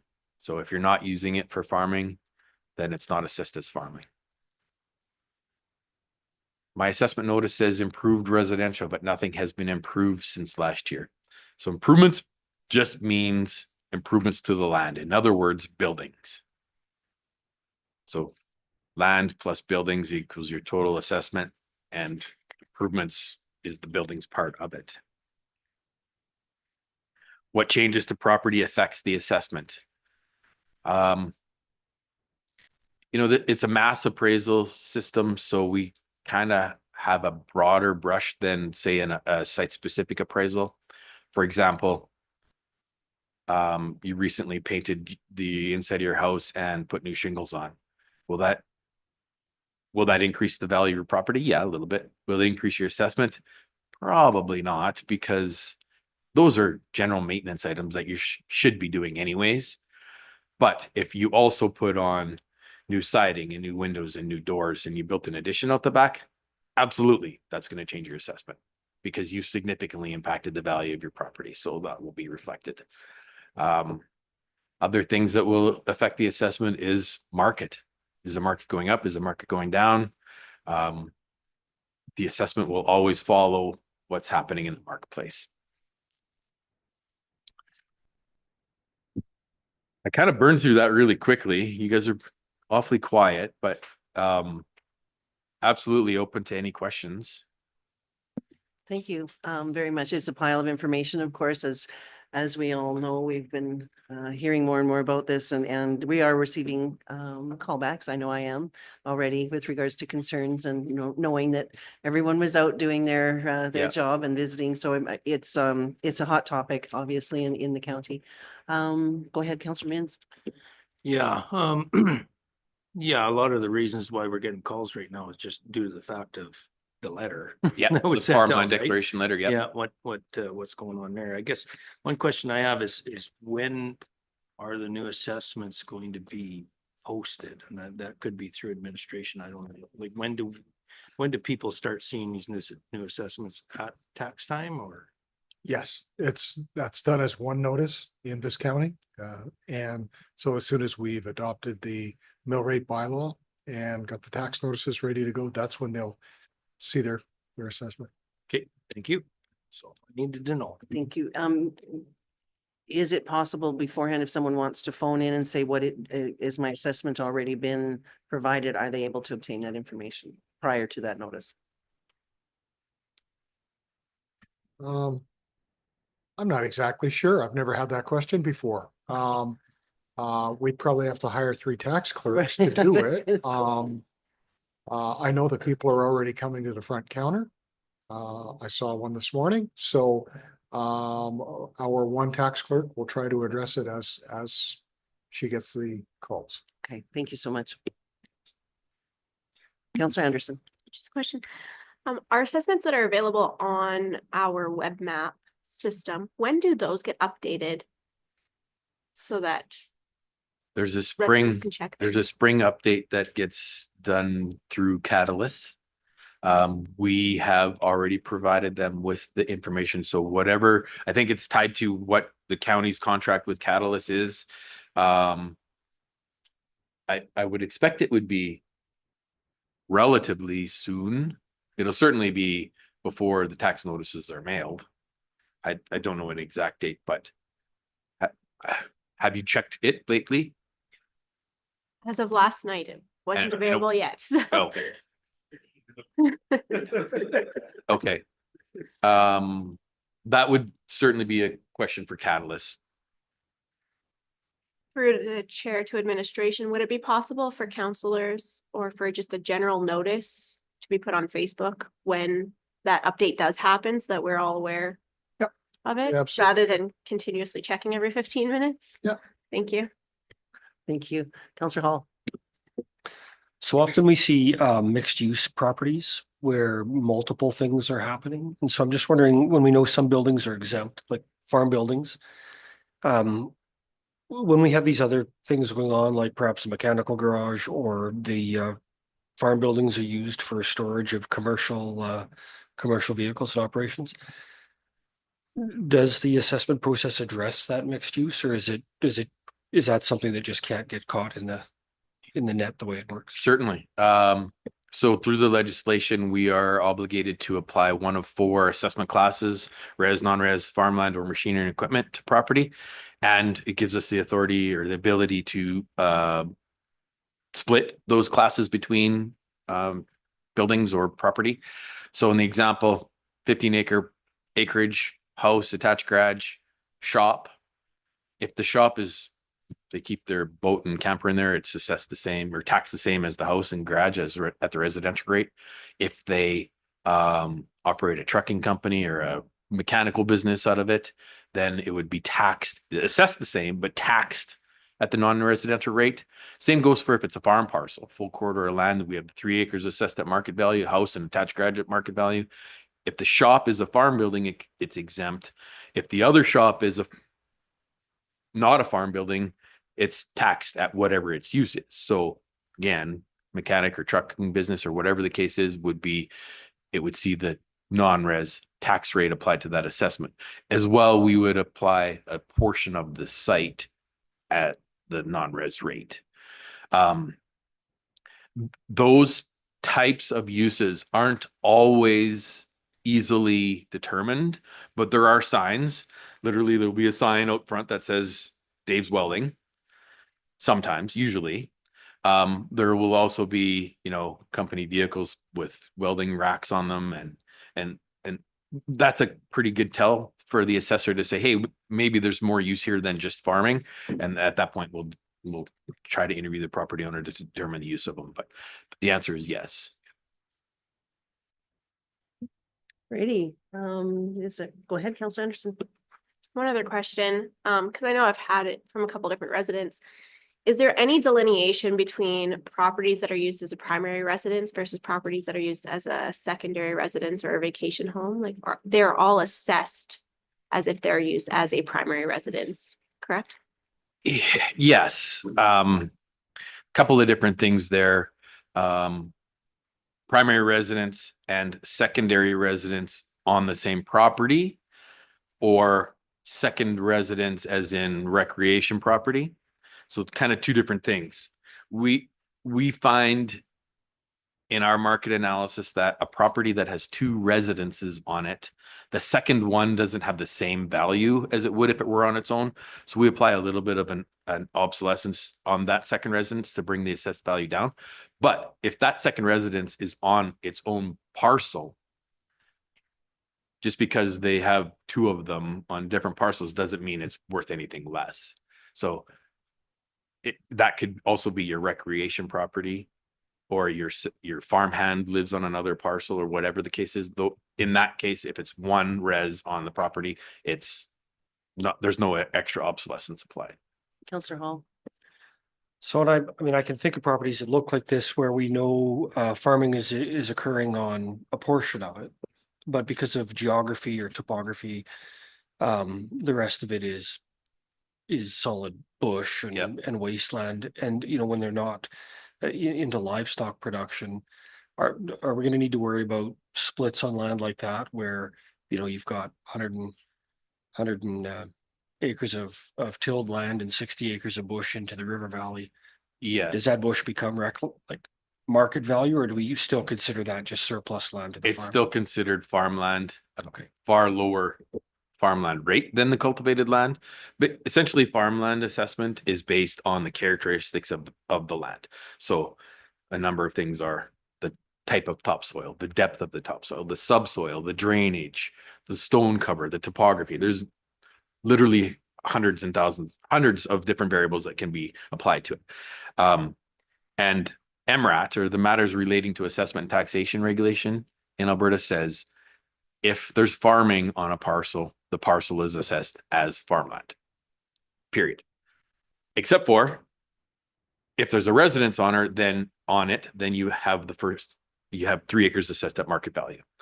It doesn't go to say that if there's farming on this piece of it and then this part isn't farmable, it must also be assessed at market value. So to answer your question is, if there's farming anywhere on the parcel, the whole thing's assessed as farmland, other than 3 acres if there's a residence. Yeah. Councillor Mins. Hypothetically, for market value, let's say you have quarter land of bush that's surrounded by farmland all the way around. And as we see in the county right now, farmland is going up. It's raising the market totally. So how does that affect that quarter of bush for market value? Well, if the farm parcels are selling more because a farmer wants to farm it, it doesn't really directly impact those bush quarters, but it kind of does. Yeah. Right? It still kind of does. So it's not going to be assessed at 600,000 that they're paying for a farmland quarter, but year over year, it will be assessed for a little bit more because the general market's propping it up. In a perfect world, we would have a number of sales of bush quarters like that to support the value of it, but that's just not the case. Yeah. There are some, there certainly are. And that's what we try to hang our hat on with regards to the assessed value of those parcels. It's pretty clear when we see a sale of a farm parcel that is a true sought after good quarter. I mean, like I said, some of them are selling for 600, even north of that now. And Yeah. could I defend a bush quarter assessment at 600,000? Nope. So, it's kind of a twofold thing. They are assessed a little bit more, but not at the same as what the Yeah. farm Okay. are selling for. Thank you. Counselor Gerlach. Is there a threshold for income? If you're on an acreage Yeah. or whatever, is there a threshold for income For Would- farm. for Yeah. farm designation? Back in the day before the Municipal Government Act, that's what governs us today. It was called the Municipal Taxation Act. And in that act, there was a $10,000 threshold, meaning you needed to make at least $10,000 worth of farm income to be assessed as farm. But they took that out of the MGA. And I think the reason why they did that was because it was too intrusive, meaning we'd have to ask for your income statements. Well, not many farmers are willing to provide that, for one, or anybody. So the short answer is no, there isn't. So how would you then establish whether or not this property could be deemed agricultural or recreation? Yeah, so for example, 20 chickens, is that farming on an acreage? Well, we'd have to ask how many. It's a tough one for sure, but there's really no spot in the act that says this is the right answer, or that it's raising, production and sale of an egg commodity. So if you have chickens and you're eating the eggs and that's it, or you have a garden and you're growing carrots and it's for your use, obviously there's no farming at all. But if you go to the farmer's market once and sell a chicken and a dozen eggs, in my view, that doesn't constitute raising, production and sale either. So there's certainly a grayness in the legislation. It would be nice if they did have that income threshold, I but guess that's why we have an assessment appeal board. Or Yeah. Opportunity. And then when you get to landlocked properties, what is the concession made there for market value? Like, how do you Yeah. establish a market value? you could imagine there aren't a lot of sales of property that you can't get to. That's right, yeah. So we would value it at market value based on the location it's in, and then apply a negative influence for access. And oftentimes those parcels are low lying and there's swampland in it. We'll also apply a negative cut for depressional influence. It's tough. It's very tough. It starts to get to a bit of a subjective thing, but in our experience, obviously, a parcel that doesn't have road access will typically sell for less than one that does. So then hypothetically, I'm on a 80-acre split and I have my residential lot in there and I'm not involved in agriculture at all. How is the balance of that 80 acres? It's assessed at market value, the same as the residence would be? So there's no farming? No farming. Yeah, it's just assessed at market value. Yeah. So in your experience in most cases, is the residential mill rate pretty close to the non-residential land base? Or it is, because as farmland, the mill rate is 14 or 15 mils or whatever it is, and residential is 5 mils, or 4 mils, 4.5 mils. So would it be assessed probably at the same rate as a residential, or in come in your. If there's no farming at all, then it would all be on the residential, yeah. Good, thank you. Alrighty, does everybody have all their questions answered? I just have one quick one. When you mentioned soils and the type of soils and those types of things, does the assessor or anyone go in and when they're doing their checks, do they, take a little shovel and have a little look at what's going on underneath there? Back in the day, yes, it's not something that we do. We do, one of the gentlemen on the list of employees is a farmland specialist. And that absolutely used to be a practice, but once that's done, it doesn't change. Right. So our assumption is that at some point in the past, that practice has taken place in the county. And so those statistics are all grandfathered over to us and we implement them. The biggest thing that we see that changes farmland these days is clearing. And we can tell that from the old ortho and the new ortho. So we can easily scale off the changes and make that adjustment on the assessment. So at one point, somebody did do that, not necessarily on every parcel, but the soils maps, the CLI maps gives us different agroclimatic zones and topography and all those different variables that are. I have never taken shovel. He may have, but There you go. Fantastic. Go ahead, Councilor Gurlock. A number of years ago, probably 30 years or more ago, there were trailers set up in Rochester. And there were guys there for 2 and 3 weeks and they were walking those quarters and I did have the opportunity to sit on assessment appeal boards at that time. And the analysis of the quarter was unbelievable. Like you got 32 acres of organic soil and 10 acres of humus and then you get into a ridge of rocky stuff. It was absolutely complete. Yeah. And, one service that our company does offer, it's something that we can discuss perhaps, but we have it would translate into your web map through Catalyst.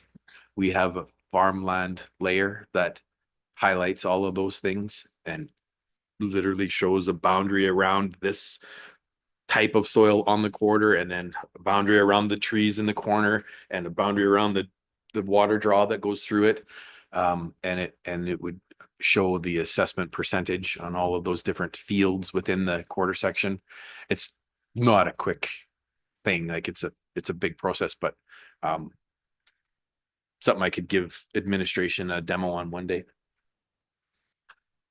Fantastic. Is there any further questions? Councillor Capitani didn't see a hand up, so I'm assuming no questions there. You're good? Okay, fantastic.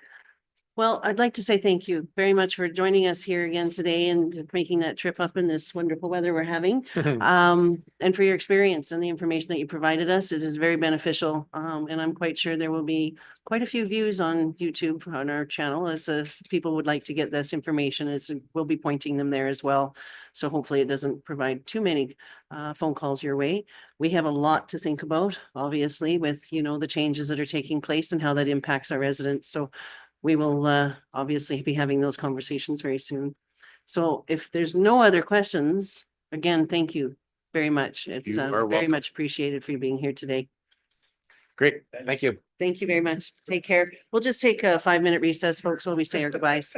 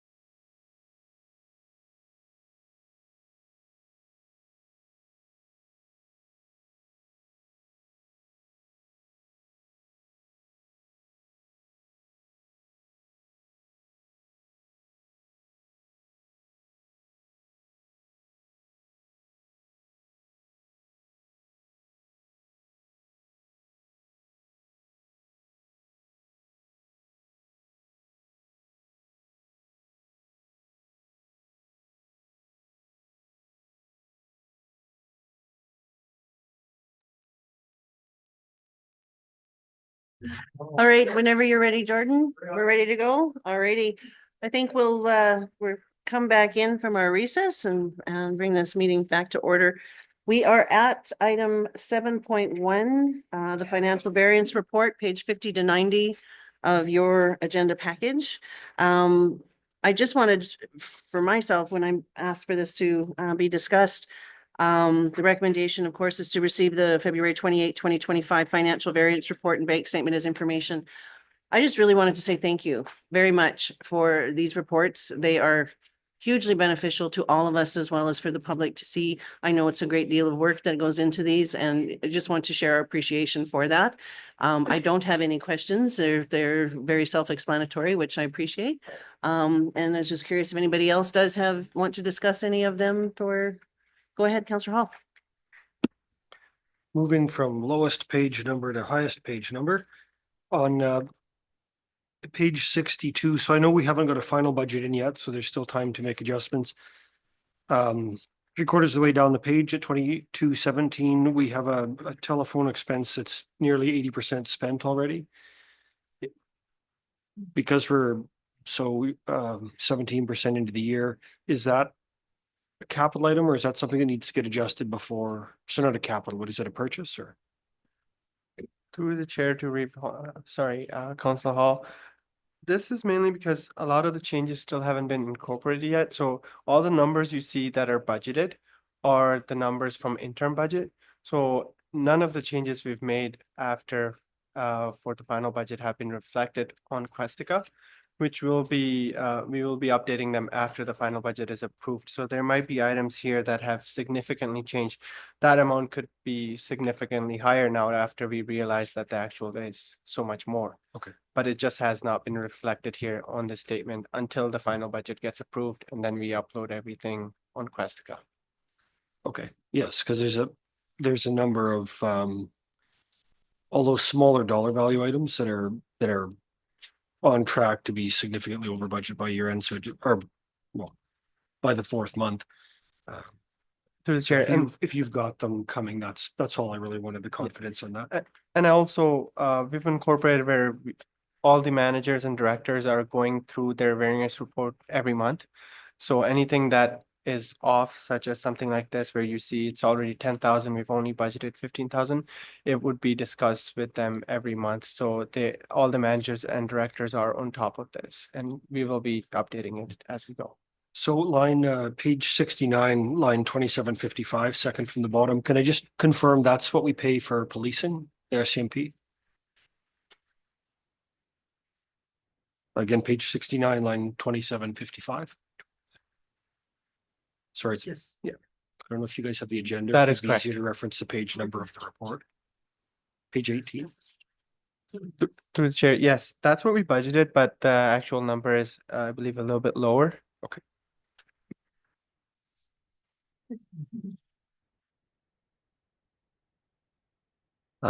When I flipped ahead to page 23 of the report, or 74 of the budget,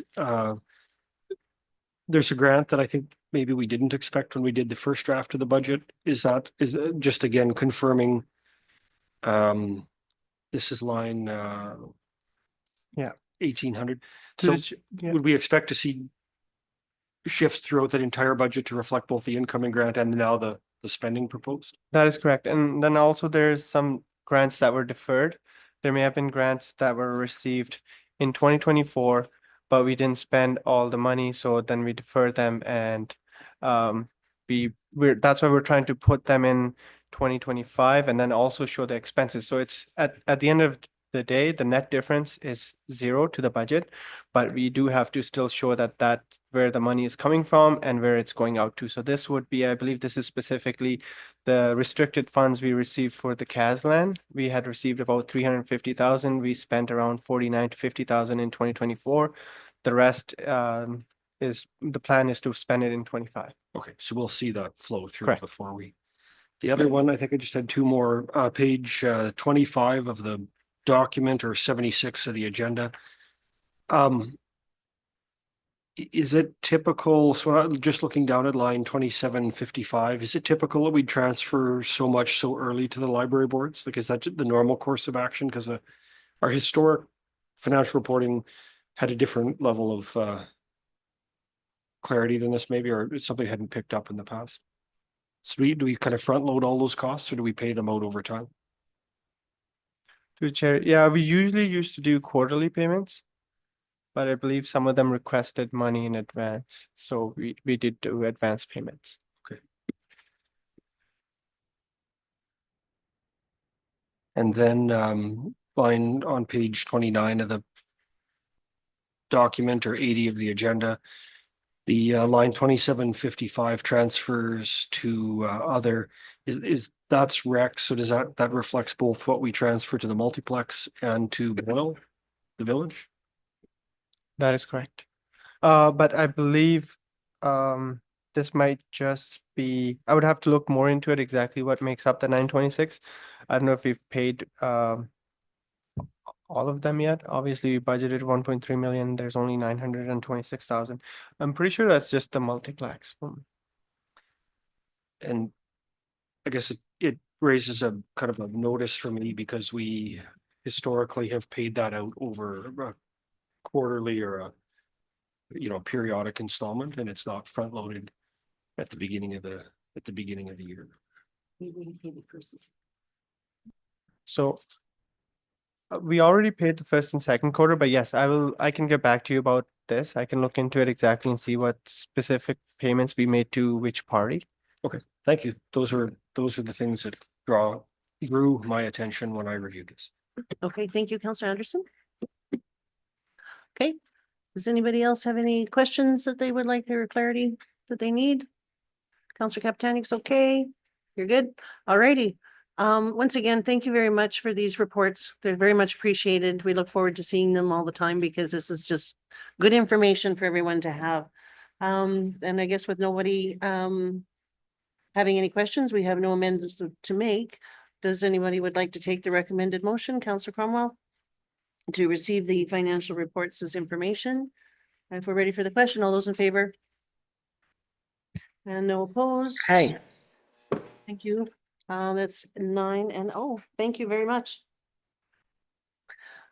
The next item we have is 7.2, page 91 of your agenda package. And that's the County and Town Intermunicipal Committee Co-Chair appointments. I'm not sure who asked for this to be on the list. You would like to make the Recommended motion. the recommended motion. So Councillor Chamzik would like to make the recommended motion, which is that County Council appoint Deputy Reeve Rob Mins as co-chair and Reeve Tracy Holland as alternate co-chair of the Athabasca County and Town of Athabasca Intermunicipal Committee.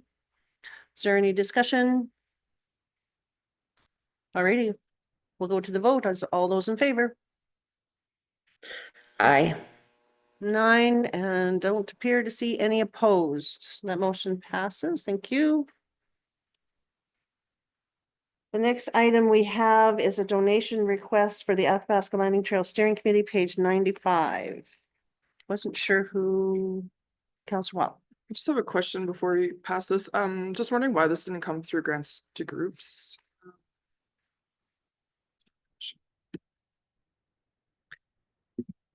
I'm sorry, Madam Chair, I don't understand the question. As this is a donation to a committee and a group, why hasn't this come through grants to groups? Like the form come through like every other?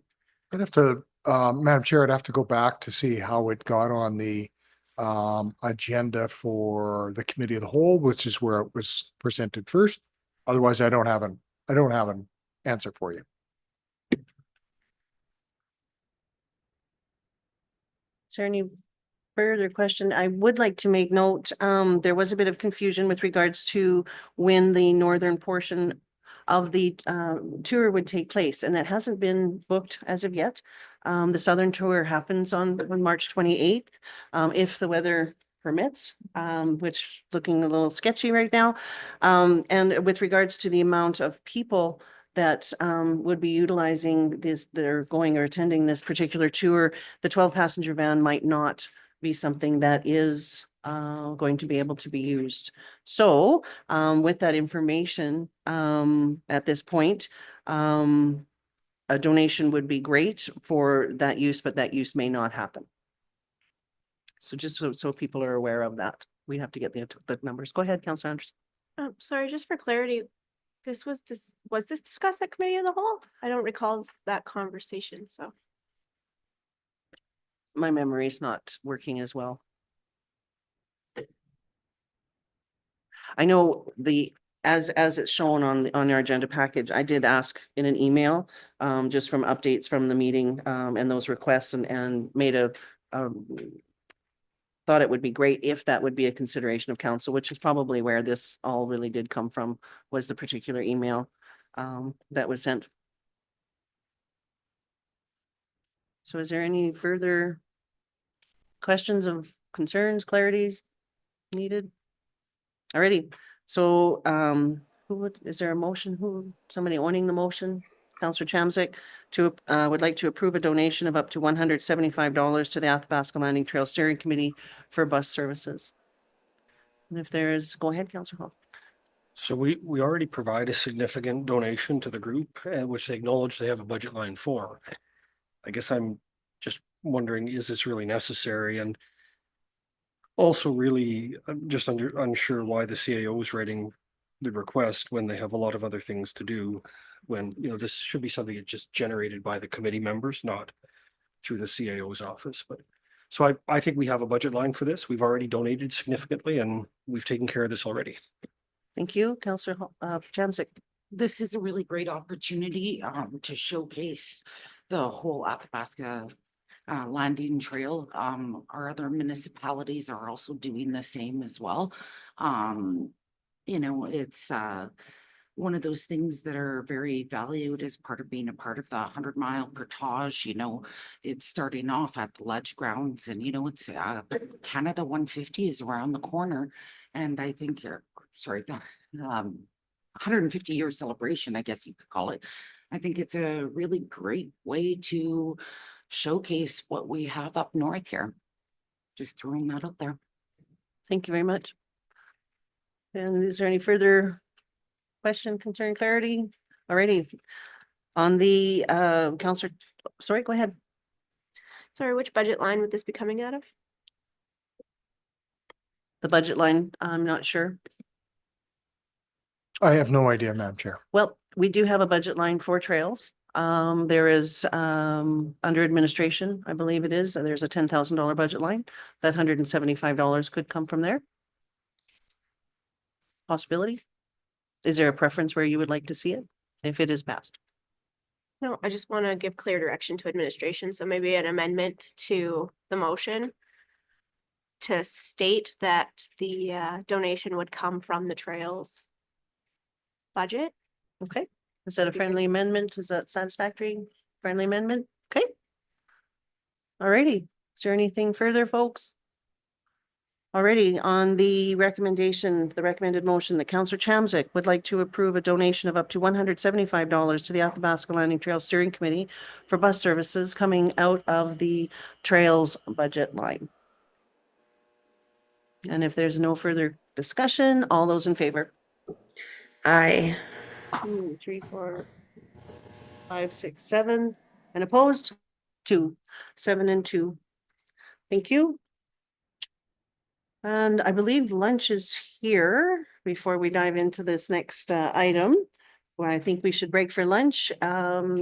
Is 25 minutes satisfactory for everyone? All right, 20, go ahead. I'd like to suggest that we take at least 30.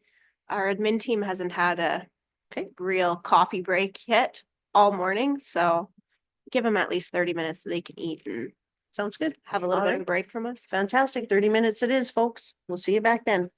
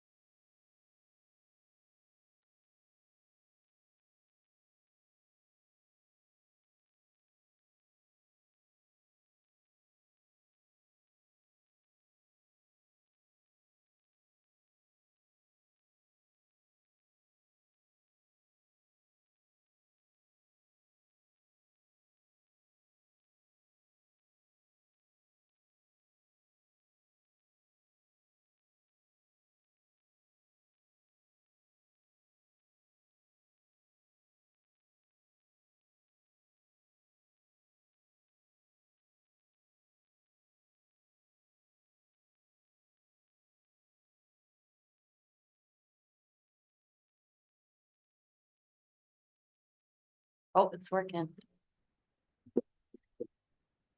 Thank you very much. Technical difficulty needed to be reset.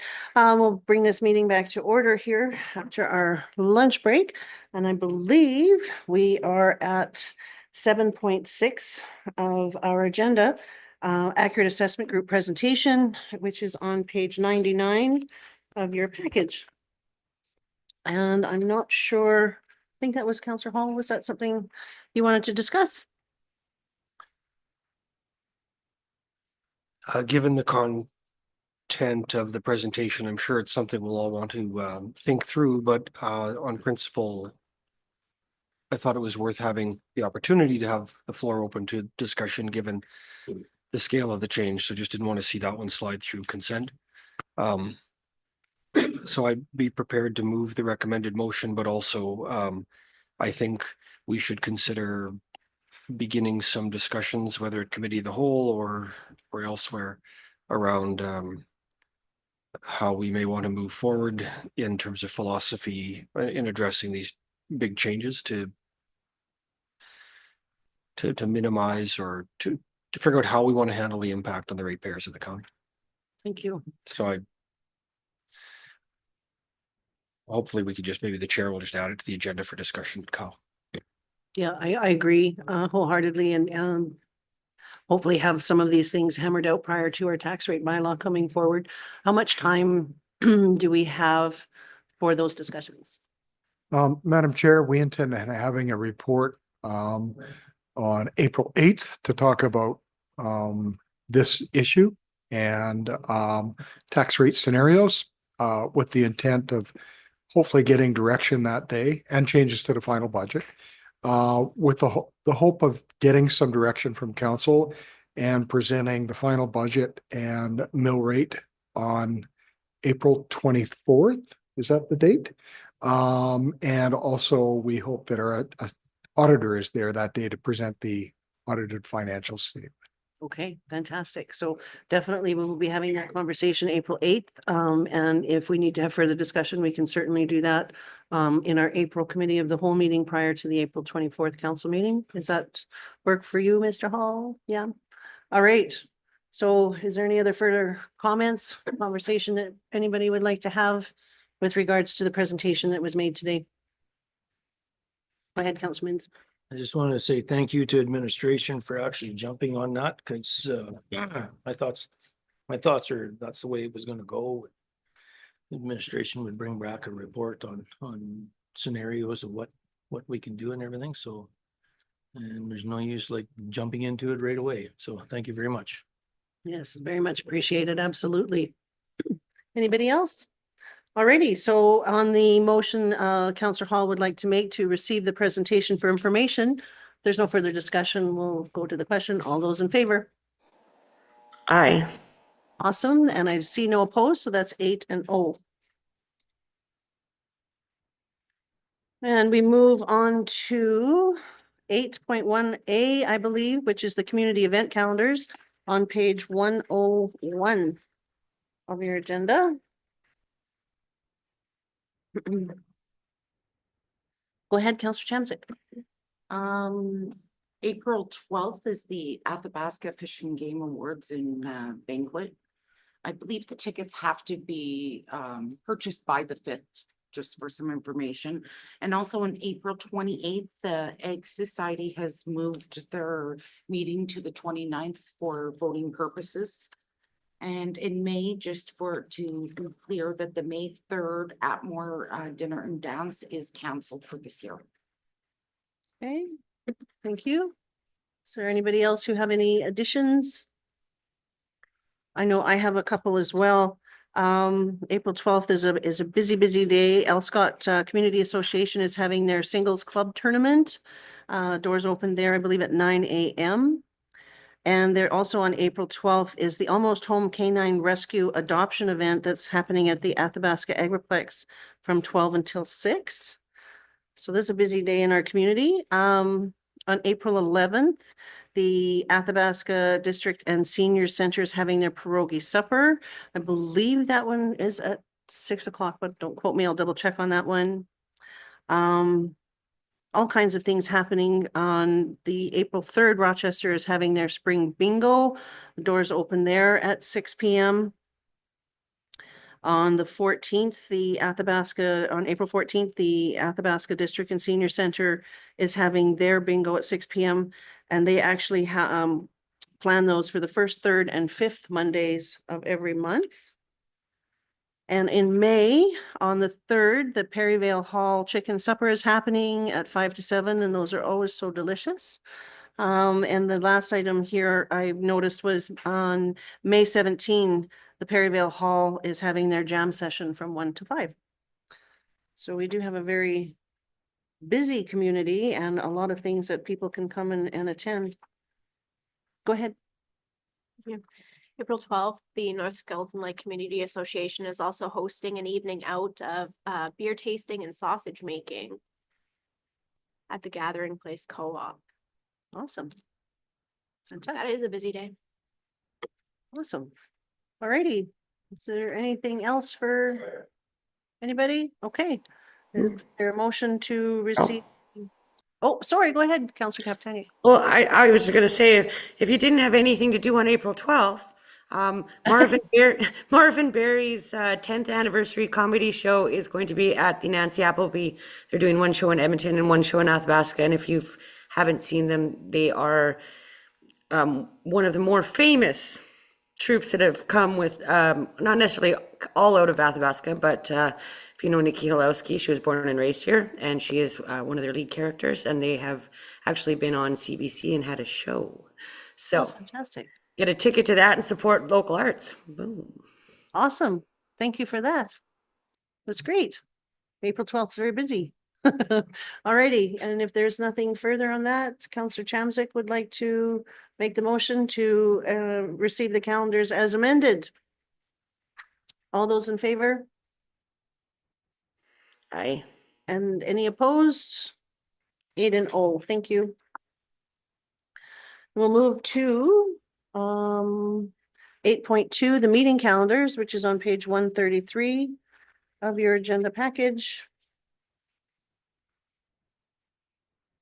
Does anybody have any additions or deletions on the calendar, meeting calendars? Councillor Anderson. The Village of Boyle and Athabasca County Intermunicipal Committee has canceled their April 30th committee meeting. Okay, thank you.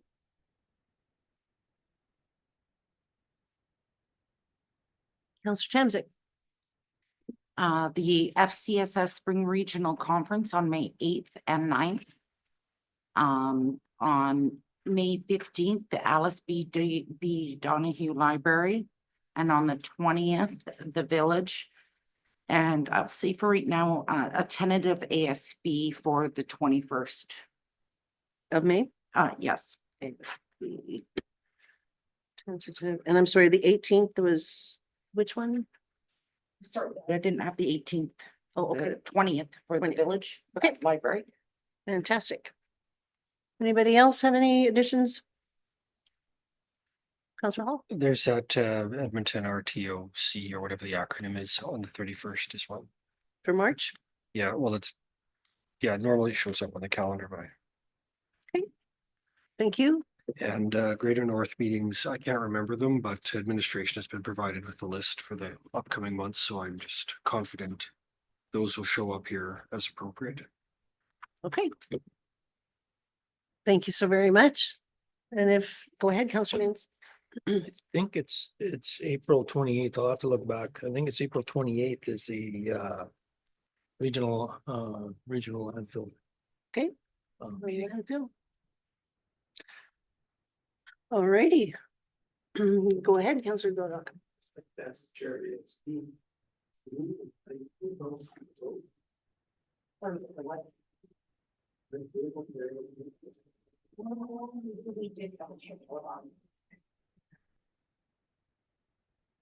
Yes.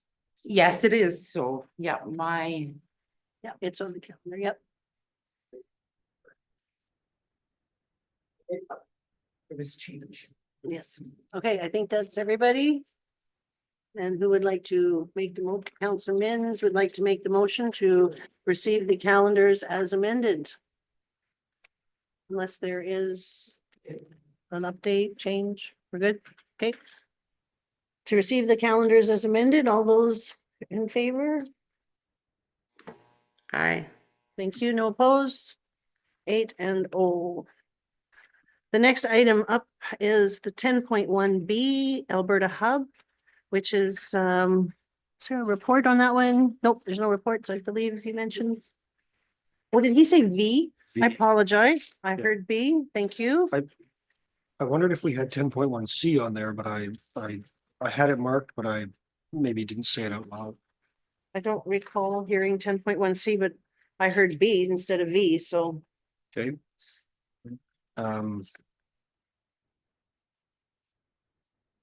So Monday, Greater North had a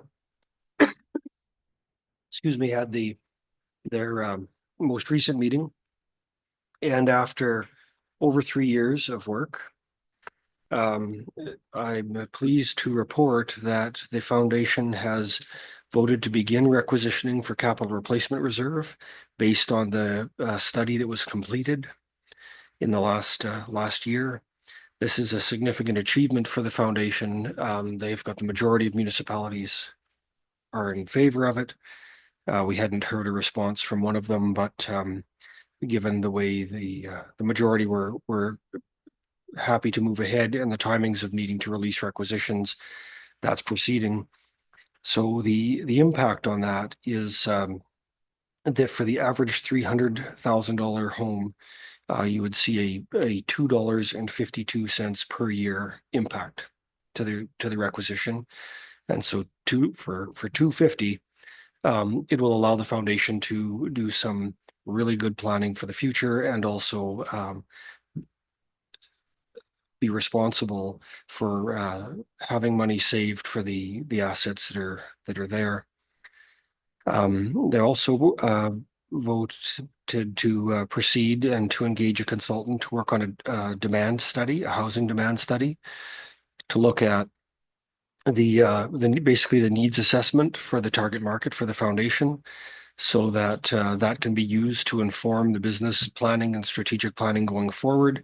It's important for the foundation to be able to look ahead and think about what likely clients and volumes are going to be needed, because housing, of course, doesn't happen in a minute. And so with that work, they'll be able to plan to make sure that there are accommodations available in the communities that the foundation serves that, may vary, of course, by communities. The process would also include a bit of an operations review and some strat planning to look at, are there any opportunities that exist even within what goes on right now to improve the operations. And then the third point I had down is the year-end financial statements were reviewed and approved and have been circulated to council. And the foundation tends to budget fairly conservatively. And then the administrative team and the lodge managers and all the folks that work in the lodges and are connected to the housing side, we work really hard to pinch the nickels till the beaver squeaks almost. And so even though the budget starts off a little higher, they consistently come in under budget because they work hard to do that. So there's some positive results in those statements that I think they can be proud of. And as a reminder, the foundation operates two distinct business lines. One of them is housing lodges for seniors, and the other one is they manage some social housing that's owned by the government of Alberta. And then they manage that, and they also do rent supplements, which covers a fairly wide area that includes MD Opportunity and MD Bonnyville and Lac La Biche County and places like that. Anyway, those would normally come in a written report for me, but because of agenda deadlines and the meeting on Monday, I think it's important to share it with you right away, the good news and the positive progress of that's happening in that organization. Awesome. Thank you very much. That is good news. and great work that's happening on that committee. So thank you for that report. Is there anybody else to have any comments? I think we're good. Can I just make a comment about the one of the prior reports that we didn't specifically add, but just note that I feel like in the financials, I have a concern that on the library board stuff, that it's under reports, the county contribution, but that'll come up at a different time. Okay, all right, I appreciate that. And so I believe that is everybody to who is going to give reports have, and is there a motion to receive these reports as presented? Counselor Gerlach. All those in favor? I see no opposed, so that is 8-0. Thank you. At this time, I would like to seek a motion to enter into closed session. Counselor Mins would like to go into closed session at 12:33, please. All those in favor? And no Aye. opposed? Thank you. No opposed, so we are now officially in closed session.